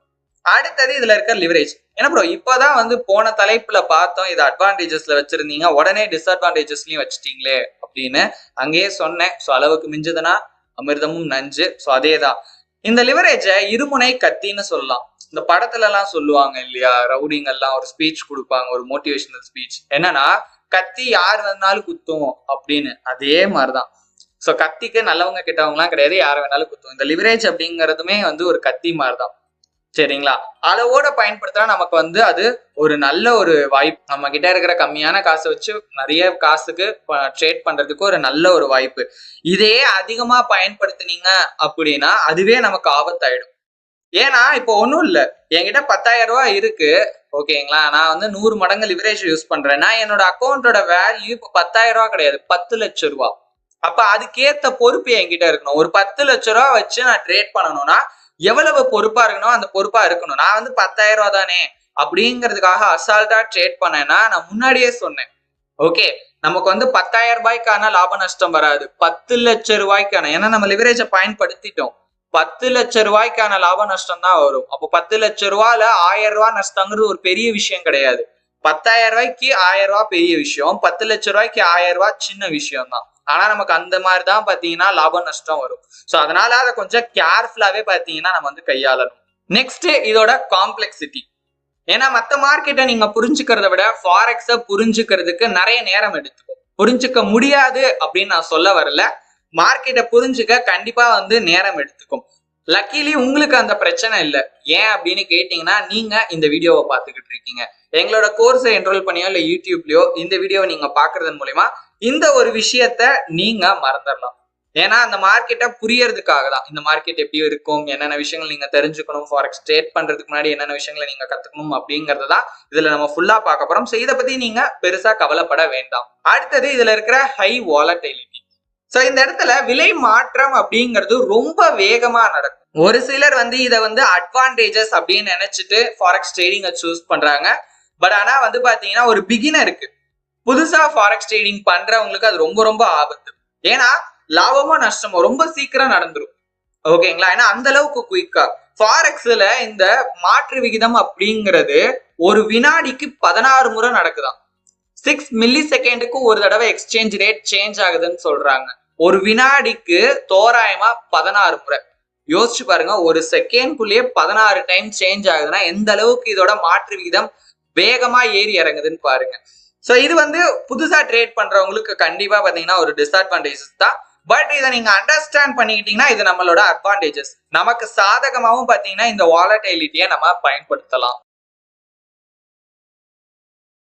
இந்த தலைப்புல நம்ம ஃபாரெக்ஸ்ல பயன்படுத்துற முக்கியமான சொற்கள் என்னென்ன, அதனுடைய அர்த்தம் என்ன அப்படிங்கறத பத்தி தெளிவா பார்க்கலாம். கரன்சி பேர் அப்படின்னா என்னன்னு பார்க்கலாம். ஸோ தமிழ்ல இது அப்படியே நாணய ஜோடி அப்படின்னு வச்சுக்கோங்க.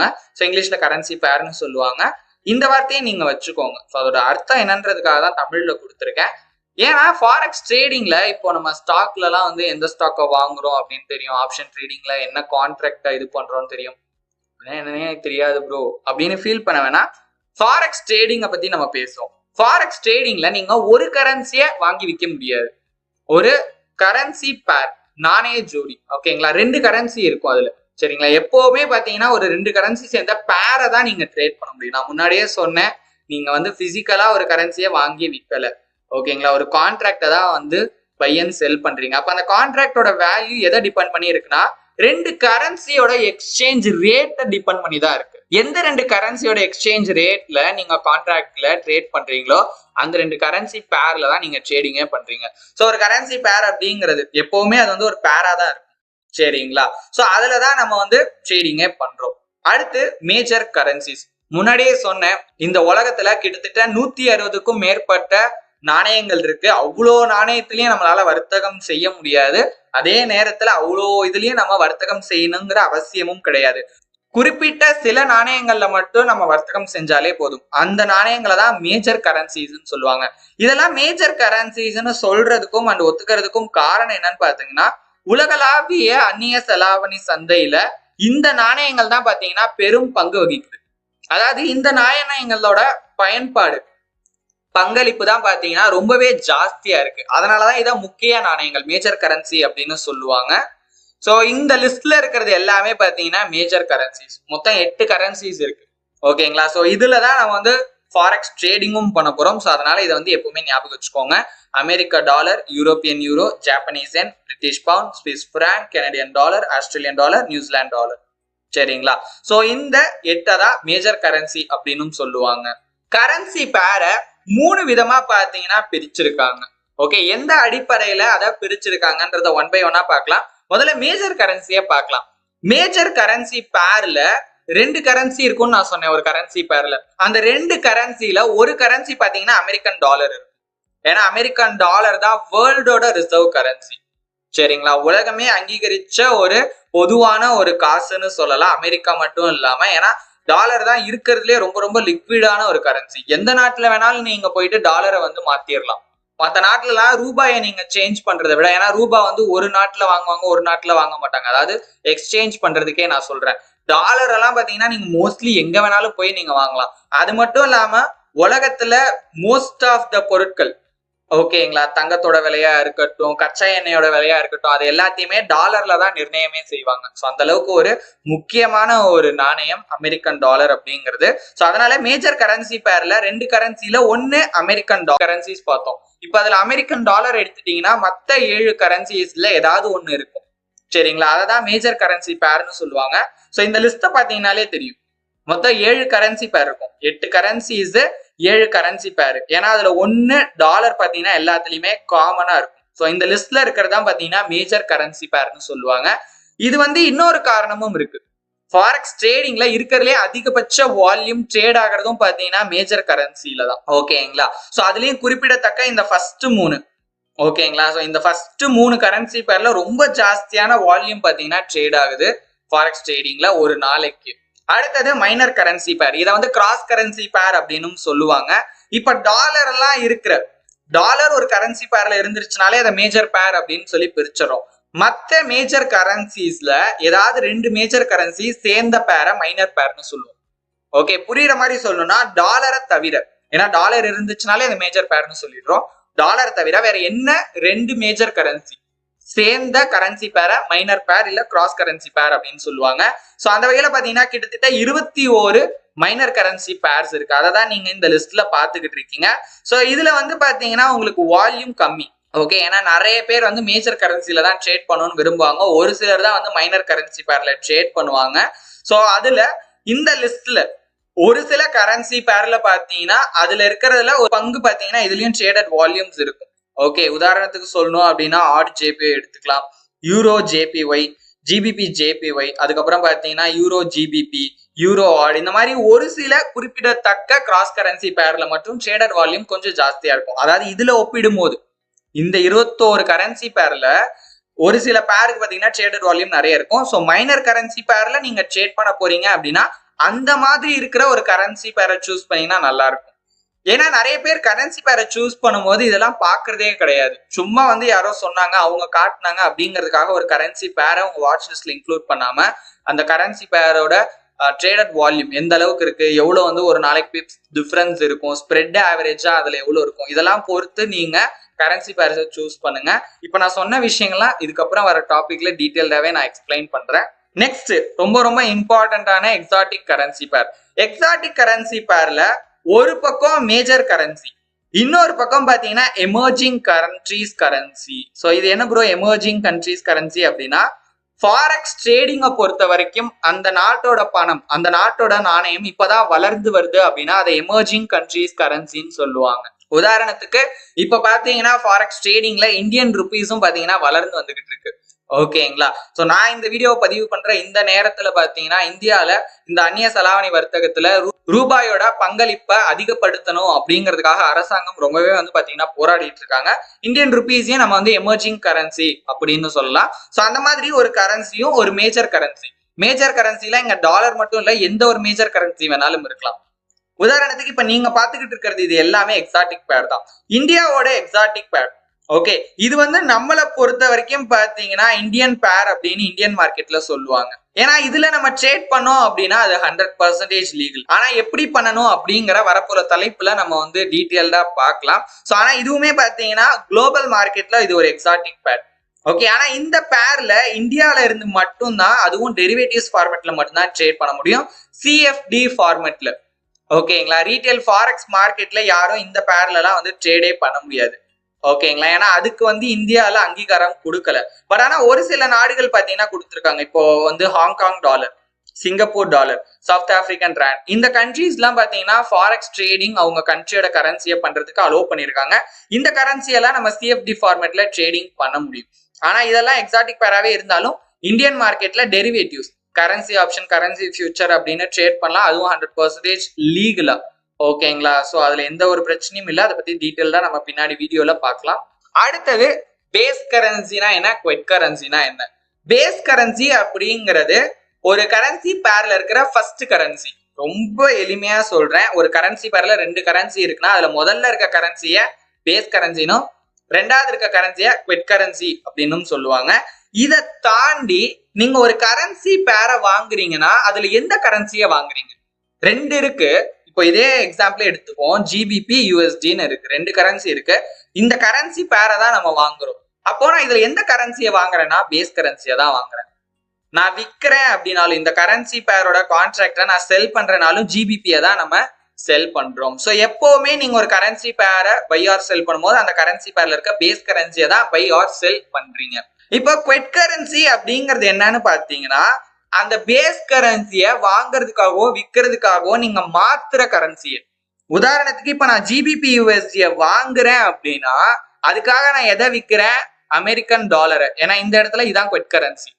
ஸோ இதை வாங்குறதுக்காக இந்த கரன்சி பேரை வாங்குறேன்னா இதை வாங்குறதுக்காக இதை விற்கிறேன்னு அர்த்தம். இந்த கரன்சி பேரை நான் செல் பண்றேன் அப்படின்னா ஜிபிபி அப்படிங்கிற கரன்சியை செல் பண்றதுக்காக நான் யூஎஸ் டாலரை வாங்கிக்கிறேன்னு அர்த்தம். சரிங்களா? சோ அதுக்காக பயன்படுத்துறது தான் குவிட் கரன்சி. அண்ட் எக்ஸ்சேஞ்ச் ரேட்டும் பாத்தீங்கன்னா குவிட் கரன்சியை டிபெண்ட் பண்ணி தான் இருக்கு. ஓகே, சோ இதை பத்தி டீட்டெயில்டா பின்னாடி பார்க்கலாம். இப்போ நீங்க ஒரு நாணயத்தை வாங்குறதுக்கு ஓகேங்களா, இன்னொரு நாட்டோட இல்ல நீங்க ஏதோ ஒரு நாணயத்தை வாங்க போறீங்க அப்படின்னா அதோட ஒரு யூனிட்டை வாங்குறதுக்கு உங்களுக்கு இன்னொரு கரன்சி, இன்னொரு நாணயம் எவ்வளவு தேவைப்படுது அப்படிங்கிறது தான் எக்ஸ்சேஞ்ச் ரேட்டே, மாற்று விகிதம்னு தமிழ்ல சொல்லுவாங்க. உதாரணத்துக்கு இப்ப நான் வந்து ஒரு எக்ஸ்சேஞ்ச் ரேட் இங்க எடுத்திருக்கேன், யூஎஸ்டி ஐஎன்ஆரோட எக்ஸ்சேஞ்ச் ரேட் எடுத்திருக்கேன்.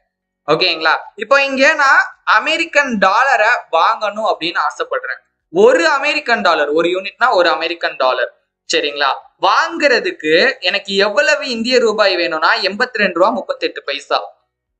யூஎஸ்டி ஐஎன்ஆர் அப்படிங்கறதோட எக்ஸ்சேஞ்ச் ரேட்டும் பாத்தீங்கன்னா 82 ரூபா 38 பைசா தான். அப்ப இது எதை குறிக்குது? ஒரு அமெரிக்க டாலரோட மதிப்பு 82 ரூபா 32 பைசா இந்திய ரூபாய்க்கு சமமானது அப்படிங்கறத குறிக்குது.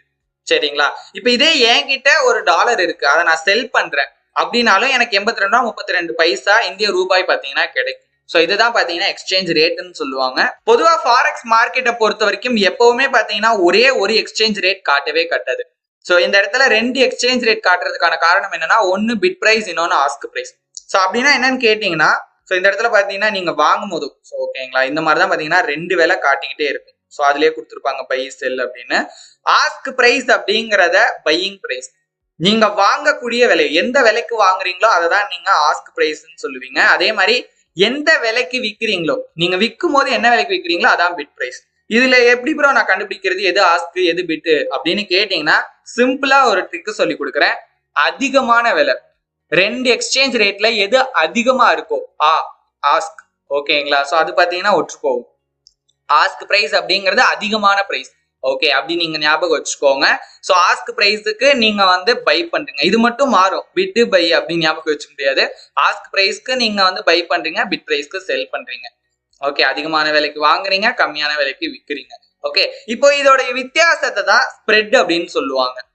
ஓகே, ஆஸ்க் பிரைஸ்க்கும் பிட் பிரைஸுக்குமான வித்தியாசத்தை ஸ்ப்ரெட்னு சொல்லுவாங்க. ஸ்ப்ரெட் தான் பாத்தீங்கன்னா ஃபாரெக்ஸ் புரோக்கர் லாபமே சம்பாதிக்கிறாரு ஸ்ப்ரெட் மூலியமா தான். சரிங்களா? ஏன்னா அவர் வந்து தனியா கமிஷன்ஸோ எதுவுமோ பாத்தீங்கன்னா வாங்குறதே கிடையாது, எந்த காஸ்டும் கிடையாது. ஸ்ப்ரெட்டாவே பாத்தீங்கன்னா அவங்க கலெக்ட் பண்ணிப்பாங்க. செப்பரேட்டாவும் உங்க அக்கௌண்ட்ல இருந்து எந்த அமௌண்ட்டும் டிடக்டும் ஆகாது. எப்படி இது ஒர்க் ஆகுதுன்னு நான் சொல்றேன். இப்போ இது வாங்குற விலை, இது விற்கிற விலை. நீங்க வாங்குறீங்கன்னா, இந்த செகண்ட் நீங்க வாங்குறீங்கன்னா இந்த விலைக்கு வாங்குறீங்க. நீங்க வாங்கும் போது யாரோ ஒருத்தர் உங்களுக்கு அதை விற்கணும். விற்கிறவர் என்ன விலைக்கு விற்கிறாரு? இந்த விலைக்கு தான் விற்கிறாரு. அவர் அந்த விலைக்கு வித்தாலும் நீங்க இந்த விலைக்கு தான் வாங்குறீங்க. இதை விட கொஞ்சம் அதிகமா பே பண்ணி தான் வாங்குறீங்க. நீங்க அதிகமா பே பண்றீங்க இல்லையா ஒரு அமௌண்ட், அதுதான் ஃபாரெக்ஸ் புரோக்கரோட லாபமா பாத்தீங்கன்னா போகுது. இப்போ நீங்க விற்கிறீங்க, சரிங்களா?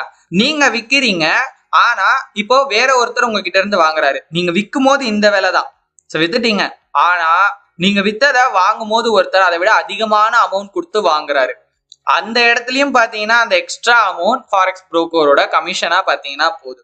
சோ நீங்க ஒரு ஆர்டர் நீங்க எக்ஸிக்யூட் பண்ணீங்கனாலே, இப்போ ஒரு ஆர்டரை நீங்க வந்து ஓபன் பண்றீங்கனாலும் ஸ்ப்ரெட் வந்து ஆட்டோமேட்டிக்கா வந்து அடிஷனலா சேர்ந்துதான் வரும். அதே மாதிரி அந்த ஆர்டர் க்ளோஸ் பண்ணும்போது அதே தான். ஸோ ஒவ்வொரு டிரான்சாக்ஷன்லையும் இப்போ எப்படி நம்ம வந்து இந்தியன் மார்க்கெட்ல, ஒருவேளை உதாரணமா சொல்லணும்னா இந்தியன் மார்க்கெட்ல இப்போ நீங்க வந்து அனுபவம் இருந்துச்சுன்னா ஒரு ஆர்டரை வாங்குறதுக்கு ஒரு 20 ரூபா, விற்கிறதுக்கு 20 ரூபான்னு சொல்லுவாங்க இல்லையா, அந்த மாதிரி ஒவ்வொரு ஆர்டர்லயும் ஸ்ப்ரெட் ஆட்டோமேட்டிக்கா கால்குலேட் ஆயிடும். இதுல ஒரு நல்ல விஷயம் என்னன்னு பாத்தீங்கன்னா, நீங்க எவ்வளவு குவான்டிட்டி, எவ்வளவு அளவு வர்த்தகம் செய்றீங்கன்றத பொறுத்துதான் ஸ்ப்ரெட் அதிகமா கம்மியாங்கிறது. அண்ட் அது மட்டும் இல்லாம இதை வந்து நம்ம கவலைப்படணுங்கிற அவசியம் இல்லை. இதை பத்தி யாரு கவலைப்படுவாங்கன்னா ஸ்கேல்பர்ஸ் மட்டும் தான் கவலைப்படுவாங்க. ஏன்னு கேட்டீங்கன்னா, அந்த குறுகிய காலத்துல அவங்க பை பண்ணி செல் பண்றதுனால இந்த ஸ்ப்ரெட் மூலியமா அவங்களோட லாபம் நஷ்டம் பாத்தீங்கன்னா மாறுபடலாம். சோ அவங்க தான் மெயினா இதை பத்தி கவலைப்படுவாங்க. மத்த யாரும் கவலைப்படணுங்கிற அவசியமே இல்லை. ஓகேங்களா? ஏன்னா நம்ம வந்து ஒரு என்ட்ரி எடுத்தோம்னா ரொம்ப நேரத்துக்கு பாத்தீங்கன்னா ஹோல்ட் பண்ணி தான் வந்து அடுத்த ப்ராசஸே பண்ணுவோம். சரிங்களா? அண்ட் அது மட்டும் இல்லாம ஸ்ப்ரெட்டை பொறுத்த வரைக்கும் உங்க புரோக்கர் ஆவரேஜா வந்து என்னென்ன ஸ்ப்ரெட் வச்சிருக்காரு, எவ்வளவு ஸ்ப்ரெட் வச்சிருக்காருன்றத பாருங்க. ஓகே, மத்த புரோக்கர்ஸ் எல்லாம் கம்பேர் பண்ணி ஸ்ப்ரெட் ஒரு சிலர்லாம் ரொம்ப ஜாஸ்தியா வச்சிருப்பாங்க, லாபம் நிறைய பண்ணணுங்கிறதுக்காக ரொம்ப பெருசா வச்சிருப்பாங்க. அந்த மாதிரி புரோக்கர்ஸ் அவாய்ட் பண்ணிட்டு யாரு ஸ்ப்ரெட் கம்மியா வச்சிருக்காங்கன்றத பாருங்க. ஓகே, ஏன்னா அதான் நம்மளுக்கும் நல்லது. இப்போ எக்ஸ்சேஞ்ச் ரேட் வந்து மாறுதுன்னு வச்சுக்கோங்களேன், அது எவ்வளவு அளவு மாறுது அப்படிங்கிறத தெரிவிக்கிறதுக்காக தான் பாத்தீங்கன்னா இந்த வார்த்தையை பயன்படுத்துவோம். ஏன்னா இப்போ எக்ஸ்சேஞ்ச் ரேட் எல்லாம் ரொம்ப கம்மியான வேல்யூ 1.12971 அப்படி இருக்கும். இதெல்லாம் சேஞ்ச் ஆச்சுன்னா 0.005 0.006 அப்படின்னு சொல்றதுக்கு ரொம்ப கஷ்டமா இருக்குங்கிறதுக்காக தான் இந்த பிப் அப்படிங்கிற வார்த்தையை பயன்படுத்துறாங்க. இதை வந்து நம்ம வந்து ஒரு அளவுகோலா கூட பயன்படுத்தலாம். அதாவது எப்படின்னா, இப்போ நீங்க வந்து எவ்வளவு வந்து வெயிட் இருக்கீங்கிறத கிலோல சொல்லுவீங்க, எவ்வளவு ஹைட் இருக்கீங்கன்றத சென்டிமீட்டர்ல சொல்லுவீங்க, எவ்வளவு ஃபீட்னு சொல்லுவீங்க இல்லையா? அதே மாதிரி ஒரு எக்ஸ்சேஞ்ச் ரேட் எவ்வளவு சேஞ்ச் ஆகுதுங்கிறத பிப்ல அளப்பீங்க. ஓகேங்களா? சோ அதுக்காக தான் வந்து அந்த வேர்டும் யூஸ் பண்றோம். அடுத்தது பிப்பட் அப்படிங்கிறது வேற ஒண்ணும் இல்ல. ஒரு பிப்பை நம்ம 10 பிப்பட்டா பிரிக்கலாம். ஓகேயா? ஒரு சென்டிமீட்டரை 10 மில்லிமீட்டரா பிரிக்கிற மாதிரிதான். ஓகேங்களா? ஒரு மீட்டரை 100 சென்டிமீட்டரா பிரிக்கிற மாதிரி ஒரு பிப்பை 10 பிப்பட்டா நம்மளால பிரிக்க முடியும். இப்ப இதை வந்து இன்னும் டீட்டெயிலா புரிஞ்சுக்கிறதுக்காக நான் வந்து ஒரு எக்ஸ்சேஞ்ச் ரேட் எடுத்திருக்கேன். ஓகேங்களா? இது வந்து பொதுவா ஒரு எக்ஸ்சேஞ்ச் ரேட்டு. இந்த எக்ஸ்சேஞ்ச் ரேட் எல்லாமே ஒரே மாதிரி இருக்காது. ஓகேங்களா? JPY இல்லாத, ஜாப்பனீஸ் யென் இல்லாத எல்லா கரன்சி பேரோட எக்ஸ்சேஞ்ச் ரேட்லயும் இந்த புள்ளிக்கு அப்புறம், சரிங்களா? சோ புள்ளிக்கு முன்னாடி 1 0 என்ன நம்பர் வேணாலும் இருக்கலாம். ஆனா அந்த புள்ளிக்கு அப்புறம் எத்தனை நம்பர் இருக்குங்கிறது முக்கியம். 5 நம்பர் இருக்கும், சரிங்களா? சோ 5 டிஜிட்ஸ்ன்னு சொல்லுவாங்க, 5 டிஜிட் இருக்கும். ஓகே, இது வந்து எதுல?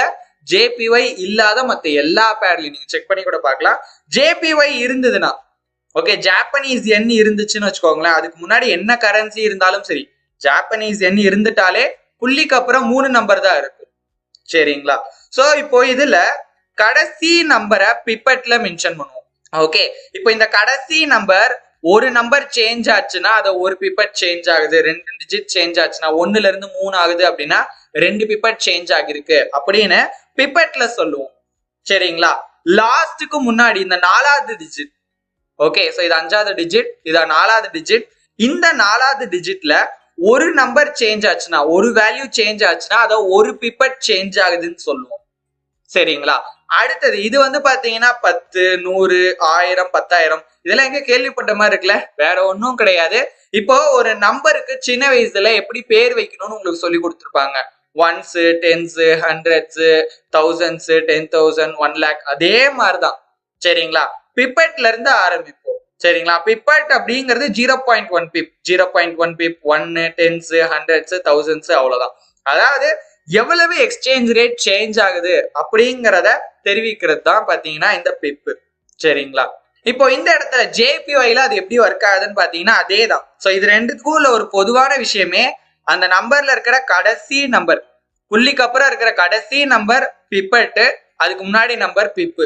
அதாவது 1 பிப்ல இருந்து அப்படியே வரிசையா ஸ்டார்ட் ஆகும், சரிங்களா? இங்கேயும் அதேதான், கடைசி நம்பர் பிப்பட், கடைசி நம்பர்ல ஒரு நம்பர் வித்தியாசப்பட்டுச்சு அப்படின்னா ஒரு பிப்பட் சேஞ்ச் ஆகுதுன்னு அர்த்தம். சோ அதுக்கு முன்னாடி நம்பர்ல, ஓகேங்களா, புள்ளிக்கு அப்புறம் இருக்கிற 2வது நம்பர்ல ஒரு வேல்யூ சேஞ்ச் ஆகுது அப்படின்னா அது வந்து பிப்ஸ் அப்படின்னு நம்ம சொல்லுவோம், சரிங்களா? இப்ப நம்ம லாட் சைஸ் அப்படின்னா என்னன்னு பார்க்கலாம். லாட் சைஸ் அப்படிங்கிறது ஒரு அளவு. அதாவது நீங்க எவ்வளவு அளவு ட்ரேட் பண்ண போறீங்கிறத லாட் சைஸ்ல சொல்லுவீங்க. உதாரணத்துக்கு இப்ப நீங்க ஒரு காய்கறி கடைக்கு போயிட்டு என்னென்ன காய்கறி எவ்வளவு அளவு வேணுங்கிறத கிலோல கிராம்ல சொல்லுவீங்க. கத்திரிக்காய் 1/4 கிலோ கொடுங்க, வெங்காயம் 1 கிலோ கொடுங்க, எனக்கு வந்து பச்சை மிளகாய் 100 கிராம் போடுங்க அப்படின்னு சொல்ற மாதிரி நீங்க ட்ரேட் பண்ணும் போது எவ்வளவு அளவு, சரிங்களா, ட்ரேட் பண்றீங்கிறத லாட் சைஸ்ல சொல்லுவீங்க. ஓகே, ஃபாரெக்ஸ் மார்க்கெட்டை பொறுத்த வரைக்கும் ஸ்டாண்டர்ட் லாட்ல தான் பாத்தீங்கன்னா நம்ம இந்த அளவை குறிப்பிடுவோம். ஓகே, அந்த ஸ்டாண்டர்ட் லாட் அப்படிங்கிறது எவ்வளவு மதிப்புன்னு பாத்தீங்கன்னா 1,00,000 யூனிட்ஸ். ஓகேங்களா, 1,00,000 யூனிட்ஸ் பேஸ் கரன்சிக்கு. ஓகே, அந்த கரன்சி பேர்ல இருக்கிற நீங்க எந்த கரன்சி பேர்ல ட்ரேட் பண்ணீங்களோ அதுல இருக்கிற பேஸ் கரன்சியோட 1 lakh யூனிட்ஸ், அது என்ன கரன்சியா வேணாலும் இருக்கலாம். ஓகே, சோ எந்த யூனிட்ஸ்னா வேற ஒண்ணும் இல்ல, ஒரு கரன்சி பேரோட பேஸ் கரன்சியோட யூனிட்ஸ் 1 lakh யூனிட்ஸ், சரிங்களா? வால்யூம்ல இதை மென்ஷன் பண்ணும்போது 1.00ன்னு சொல்லுவாங்க ஒரு ஸ்டாண்டர்ட் லாட்டை. மினி லாட் அப்படிங்கிறது 10,000 யூனிட்ஸ். ஓகே, இத வால்யூம்ல நம்ம சொல்லும் போது 0.10, ஓகேங்களா, 0.10 அப்படின்னு மென்ஷன் பண்ணுவாங்க. அடுத்தது micro lot. Okay, 1000 units. Okay, பேசிக்ல இருந்து ஸ்டார்ட் பண்றவங்க, பிகினர் லெவல் ட்ரேடர்ஸ் இந்த லாட் சைஸ்ல ட்ரேட் பண்ணி பிராக்டிஸ் பண்ணீங்கன்னா ரொம்பவே நல்லது. ஏன்னா கம்மியான குவான்டிட்டி, அதுக்கேற்ற மாதிரி லாப நஷ்டம் இருக்கும். ஸோ நம்ம ஒரு ஈஸியா வந்து பிராக்டிஸும் பண்ணலாம். ஓகே, ஸோ இதை வந்து வால்யூம்ல 0.01 அப்படின்னு சொல்லுவாங்க. அண்ட் லாஸ்டா பாத்தீங்கன்னா நானோ லாட்ஸ். 100 யூனிட்ஸ் 0.001. ஸோ இங்க இருக்கிற மோஸ்ட் ஆஃப் த புரோக்கர்ஸ் வந்து நானோ லாட்ஸ் ப்ரொவைட் பண்றது கிடையாது, மைக்ரோ லாட் வரைக்கும் தான். ரொம்ப ஒரு சில புரோக்கர்ஸ் மட்டும்தான் நானோ லாட்ஸை ப்ரொவைட் பண்றாங்க. Okay, so sense trading account அப்படின்னு ஒரு விஷயம் இருக்கு. சென்ஸ் ட்ரேடிங் அக்கௌண்ட்ல நீங்க ரொம்ப கம்மியான மதிப்புக்கு, நார்மலா நம்மளோட அக்கௌண்ட்ல டாலர்ல தான் பாத்தீங்கன்னா எல்லாமே கால்குலேட் ஆகும். ஆனா சென்ஸ் ட்ரேடிங் அக்கௌண்ட்ல சென்ட்ல, ஓகே, இப்ப இந்தியால ரூபாய் பைசா இருக்கு அப்படிங்கிற மாதிரி அமெரிக்கால டாலர் சென்ஸ்ன்னு இருக்கு. இப்போ $100 அக்கௌண்ட் ஓபன் பண்றீங்கன்னா $100 அந்த அக்கௌண்ட்ல காட்டாது, 10,000 சென்ஸ்ன்னு தான் இருக்கும். அதுக்கேத்த மாதிரி அக்கௌண்ட் பேலன்ஸ் அப்படிங்கிறது நீங்க ஃபர்ஸ்ட் ஆஃப் ஆல் உங்க அக்கௌண்ட்ல டெபாசிட் பண்றீங்களே அதையும் உங்க அக்கௌண்ட் பேலன்ஸ்ன்னு சொல்லலாம். அப்படி இல்லைனாலும் நீங்க ட்ரேடிங் ஸ்டார்ட் பண்றதுக்கு முன்னாடி, எந்த ஒரு பொசிஷனையும் எடுக்கிறதுக்கு முன்னாடி கடைசியா உங்க அக்கௌண்ட்ல என்ன அமௌண்ட் இருக்கோ அதை தான் பாத்தீங்கன்னா அக்கௌண்ட் பேலன்ஸ் அப்படின்னு சொல்லுவாங்க. அடுத்தது மார்ஜின். ஒரு ட்ரேடை எடுக்கிறதுக்கு உண்மையாலே எவ்வளவு தொகை தேவை, ஓகே, ஸோ எவ்வளவு அமௌண்ட் தேவைப்படுது அப்படிங்கிறது தான் மார்ஜின். ரெக்வயர்ட் மார்ஜின் அப்படிங்கிறது உங்களோட அக்கௌண்ட் பேலன்ஸ்ல இருந்து, ஓகே, நம்ம அக்கௌண்ட்ல ஒரு பேலன்ஸ் மெயின்டைன் பண்ணிட்டு இருப்போம், அந்த பேலன்ஸ்ல இருந்து ஒரு பார்ட் ஆஃப் மணி, அதுல இருந்து கொஞ்சம் அமௌண்ட், சரிங்களா, அந்த அமௌண்ட்டை தனியா நம்மளோட புரோக்கர் பாத்தீங்கன்னா ஒதுக்கி வச்சிருவாரு. எதுக்காக? நம்ம எடுத்த ட்ரேடுக்காக. ஸோ அப்படி நம்ம எடுக்கிற ட்ரேடுக்கு எவ்வளவு அமௌண்ட் நம்ம ட்ரேடிங் அக்கௌண்ட்ல இருந்து தேவை அப்படிங்கிறது தான் required margin. Unrealised profit loss, இது வந்து தற்காலிக லாபம் அல்லது நஷ்டம் அப்படின்னு சொல்லலாம். ஏன்னா நீங்க ஒரு என்ட்ரி எடுத்ததுக்கு அப்புறம் உங்களோட ட்ரேடிங் அக்கௌண்ட்ல அந்த பொசிஷன்ஸ் எல்லாம் நீங்க போய் பார்த்தீங்கன்னா அதுல ப்ராஃபிட் லாஸ் ஓடிக்கிட்டே இருக்கும். ஓகே, அது எதுவுமே பாத்தீங்கன்னா நிரந்தர லாப நஷ்டம் கிடையாது. ஏன்னா நீங்க ஒரு என்ட்ரி எடுத்துட்டீங்க, நீங்க என்ட்ரி எடுத்த எக்ஸ்சேஞ்ச் ரேட்ல இருந்து இப்ப மார்க்கெட்ல இருக்க எக்ஸ்சேஞ்ச் ரேட்டுக்கான டிஃபரன்ஸா தான் பாத்தீங்கன்னா அந்த ப்ராஃபிட் லாஸ் உங்களுக்கு காட்டும். ஒருவேளை அந்த பொசிஷனை நீங்க அந்த செகண்ட் க்ளோஸ் பண்ணிட்டீங்க அப்படின்னா அது உங்களோட ரியலைஸ்டு ப்ராஃபிட் ஆர் லாஸ், அதாவது நிரந்தர லாப நஷ்டம் ஆயிடும். ஓகே, அந்த லாப நஷ்டம் உங்க அக்கௌண்ட்லயும் பாத்தீங்கன்னா வந்து ஒண்ணு நீங்க ப்ராஃபிட் பண்ணிருந்தீங்கன்னா உங்க அக்கௌண்ட்ல அது ஆட் ஆகிடும், லாஸ் ஆகிட்டீங்க அப்படின்னா அது உங்க அக்கௌண்ட்ல இருந்து மைனஸ் ஆயிடும். ஓகே, தெளிவா சொல்றேன், அன்ரியலைஸ்டு ப்ராஃபிட் லாஸ் உண்மையான ப்ராஃபிட் லாஸ் கிடையாது. பொசிஷன் ஓப்பன்ல இருக்கிற வரைக்கும் அது உண்மையான ப்ராஃபிட்டோ லாஸோ கிடையாது. ஓகேங்களா, ஸோ அது உங்க அக்கௌண்ட்ல இருந்து போகவும் இல்லை, ஆடும் ஆகல. எப்போ ஒரு பொசிஷனை க்ளோஸ் பண்றீங்களோ அப்பதான் அது ரியலைஸ்டு ப்ராஃபிட் லாஸ் ஆகுது. அடுத்தது யூஸ்டு மார்ஜின். யூஸ்டு மார்ஜின் அப்படிங்கிறது நீங்க எடுத்திருக்கிற ட்ரேடு, ஓகேங்களா, நீங்க எடுத்திருக்கிற எல்லா ட்ரேட்லயும் ஒவ்வொரு என்ட்ரிக்கும் பாத்தீங்கன்னா ஒரு ரெக்வயர்ட் மார்ஜின் தேவை. ஓகே, அந்த மாதிரி நீங்க எடுத்த எல்லா பொசிஷனுக்கும் எவ்வளவு மார்ஜினை யூஸ் பண்ணிருக்கீங்க அப்படிங்கறதோட மொத்த அளவு. ஓகே, மொத்தமா உங்க ட்ரேடிங் அக்கௌண்ட்ல இருந்து எவ்வளவு மார்ஜினை நீங்க ஆல்ரெடி எடுத்திருக்கிற பொசிஷனுக்கு, ஓப்பன்ல வச்சிருக்கிற பொசிஷனுக்கு யூஸ் பண்ணிருக்கீங்க அப்படிங்கிறது தான் யூஸ்டு மார்ஜின். ஈக்விட்டி. ஈக்விட்டி அப்படிங்கிறது உங்க அக்கௌண்ட் பேலன்ஸ் பிளஸ் உங்களோட அன்ரியலைஸ்டு ப்ராஃபிட் ஆர் லாஸ். இது வந்து பாத்தீங்கன்னா சேஞ்ச் ஆயிட்டே இருக்கும் ஈக்விட்டிங்கிறது. ஏன்னா அன்ரியலைஸ்டு ப்ராஃபிட் லாஸும் பாத்தீங்கன்னா மார்க்கெட்ல எக்ஸ்சேஞ்ச் ரேட் மாற மாற உங்களோட அன்ரியலைஸ்டு ப்ராஃபிட் லாஸ் மாறும். அதுக்கேற்ற மாதிரி உங்க அக்கௌண்ட் பேலன்ஸோட ஒன்னு ப்ராஃபிட்ல இருந்தா அந்த ப்ராஃபிட் ஆட் ஆகி காட்டும், இல்ல அப்படின்னா லாஸ்ட்ல இருக்குன்னா உங்க அக்கௌண்ட் பேலன்ஸ்ல இருந்து அது மைனஸ் ஆகி காட்டும். உங்களோட ஈக்விட்டி அப்படிங்கிறது என்னன்னு பாத்தீங்கன்னா ஒருவேளை அந்த செகண்ட் நீங்க உங்க பொசிஷனை க்ளோஸ் பண்ணீங்கன்னா உங்களோட ஈக்விட்டி தான் உங்களோட account balance, new account balance. நீங்க ட்ரேட் எடுக்கிறதுக்கு முன்னாடி உங்க அக்கௌண்ட் பேலன்ஸ் ஒரு மாதிரி இருந்திருக்கும். இப்போ ஒரு பொசிஷனை எடுத்துட்டீங்க, அந்த செகண்ட் அந்த பொசிஷனை க்ளோஸ் பண்ணும்போது உங்களோட நியூ அக்கௌண்ட் பேலன்ஸ் என்னவா இருக்கும் அப்படிங்கிறது தான் உங்களோட ஈக்விட்டியில காட்டும். அடுத்தது ஃப்ரீ மார்ஜின். இது உங்களோட ஈக்விட்டிக்கும் யூஸ்டு மார்ஜினுக்குமான டிஃபரன்ஸ். ஓகே, உங்களோட ஈக்விட்டி மைனஸ் உங்களோட யூஸ்டு மார்ஜின். ஏன்னா ஈக்விட்டியில உங்க யூஸ்டு மார்ஜின் போக மீதி எவ்வளவு மார்ஜின் இருக்கோ அந்த அமௌண்ட்டுக்கு தகுந்த மாதிரி தான் பாத்தீங்கன்னா புதுசா நீங்க ஒரு ட்ரேடிங் பொசிஷனை எடுக்க முடியும். ஏன்னா ஃப்ரீ மார்ஜின் இருந்தாதான் புதுசா ஒரு ட்ரேடிங் பொசிஷனே நம்மளால எடுக்க முடியும். இதை வந்து பயன்படுத்தாத மார்ஜின் அப்படின்னு கூட சொல்லுவாங்க. மார்ஜின் ட்ரேடிங் ஆக்சுவலி எப்படி வேலை செய்யுது அப்படிங்கிறத ஒரு உதாரணத்தோட நம்ம பார்க்கலாம். ஏன்னா இது வரைக்கும் நம்ம பார்த்த வேர்ட்ஸ் எல்லாம் ஒரு சிலருக்கு புரிஞ்சிருக்காது, அதை பத்தி தெளிவா பாக்குறதுக்கு ஒரு உதாரணத்தையே பார்த்துடலாம். ஓகேங்களா, இப்போ நீங்க உங்க அக்கௌண்ட்ல $200, ஓகே, ஒரு உதாரணத்துக்கு நீங்க வந்து டெபாசிட் பண்ணிருக்கீங்க, சரிங்களா, உங்க ட்ரேடிங் அக்கௌண்ட்ல. சோ இதுதான் உங்களோட ட்ரேடிங் கேபிட்டல்னு சொல்லுவாங்க. ஓகே, இதுக்கப்புறம் நீங்க ட்ரேட் எடுக்க போறீங்கன்னா இந்த $200 தான் உங்களோட அக்கௌண்ட் பேலன்ஸ். ஓகே, ஏன்னா இதுக்கு முன்னாடி நீங்க எந்த ட்ரேடும் எடுக்காததுனால உங்களோட ட்ரேடிங் கேபிட்டலும் அக்கௌண்ட் பேலன்ஸும் ஒண்ணுதான். சரிங்களா? இப்போ நீங்க என்ன பண்ண போறீங்கன்னா யூரோ யூஎஸ்டிங்கிற கரன்சி பேரை 10,000 யூனிட்ஸ், ஓகே, லாட்ஸ்ல சொல்லணும்னா ஸ்டாண்டர்ட் லாட்ல சொல்லணும்னா 0.1 ஸ்டாண்டர்ட் லாட் நீங்க என்ன பண்ண போறீங்கன்னா வாங்க போறீங்க, பை பண்ண போறீங்க அப்படின்னு எடுத்துக்கோங்க. சரிங்களா? யூரோ யூஎஸ்டியோட எக்ஸ்சேஞ்ச் ரேட் இப்ப இருக்கிற எக்ஸ்சேஞ்ச் ரேட் என்னன்னா 1.182669. சரிங்களா? சோ இந்த எக்ஸ்சேஞ்ச் ரேட் தான் இப்ப இருக்கு யூரோ யூஎஸ்டிக்கு, அதாவது நீங்க வாங்கணும்னு நினைக்கும் போது. சரிங்களா? இப்போ நீங்க என்ன பண்றீங்க, ஒரு யூனிட் யூரோ யூஎஸ்டிங்கிற கரன்சி பேரை வாங்குறதுக்கு நமக்கு 1.182669 யூஎஸ் டாலர் தேவை. இததான் நம்ம எக்ஸ்சேஞ்ச் ரேட்டும் சொல்லுது. ஒரு யூரோக்கு நிகரான யூஎஸ் டாலரோட மதிப்பு இது. அப்போ ஒரு யூனிட் நான் வாங்குறேன்னா ஒரு யூனிட் யூரோ வாங்குறேன், அப்ப அதுக்கு எனக்கு எவ்வளவு யூஎஸ்டி தேவை, இவ்வளவு யூஎஸ்டி தேவை. ஆனா நான் எவ்வளவு உண்மையா வாங்க போறேன், 10,000 யூனிட்ஸ். 0.1 ஸ்டாண்டர்ட் லாட்னாலும் யூனிட்ஸ்ல சொல்லணும்னா 10,000 யூனிட்ஸ். ஓகே, அப்ப 10,000 யூனிட்ஸ் வாங்குறதுக்கு எவ்வளவு யூஎஸ் டாலர் தேவை அப்படின்னா 10,000 மல்டிப்ளைட் பை இந்த எக்ஸ்சேஞ்ச் ரேட்டை போட்டோம் அப்படின்னா அந்த வேல்யூ கிடைச்சிடும். ஓகே, இப்போ இந்த யூரோ யூஎஸ்டி 10,000 யூரோ யூஎஸ்டிங்கிற கரன்சி பேர் கான்ட்ராக்டை வாங்குறதுக்கு எனக்கு 11,826.9 யூஎஸ் டாலர் தேவைப்படுது. உண்மையான தொகை இது. சரிங்களா? 10,000 யூனிட் வாங்குறதுக்கு உண்மையா தேவைப்படுற தொகை. சோ இததான் பாத்தீங்கன்னா மார்ஜின் சொல்லுவாங்க. ஓகே, இந்த ட்ரேட் எடுக்கிறதுக்கு உண்மையா தேவைப்படுற தொகை. இப்போ இவ்வளவு அமௌண்ட் நமக்கு தேவை, ஆனா அக்கௌண்ட்ல எவ்வளவு இருக்கு, $200 தான் இருக்கு.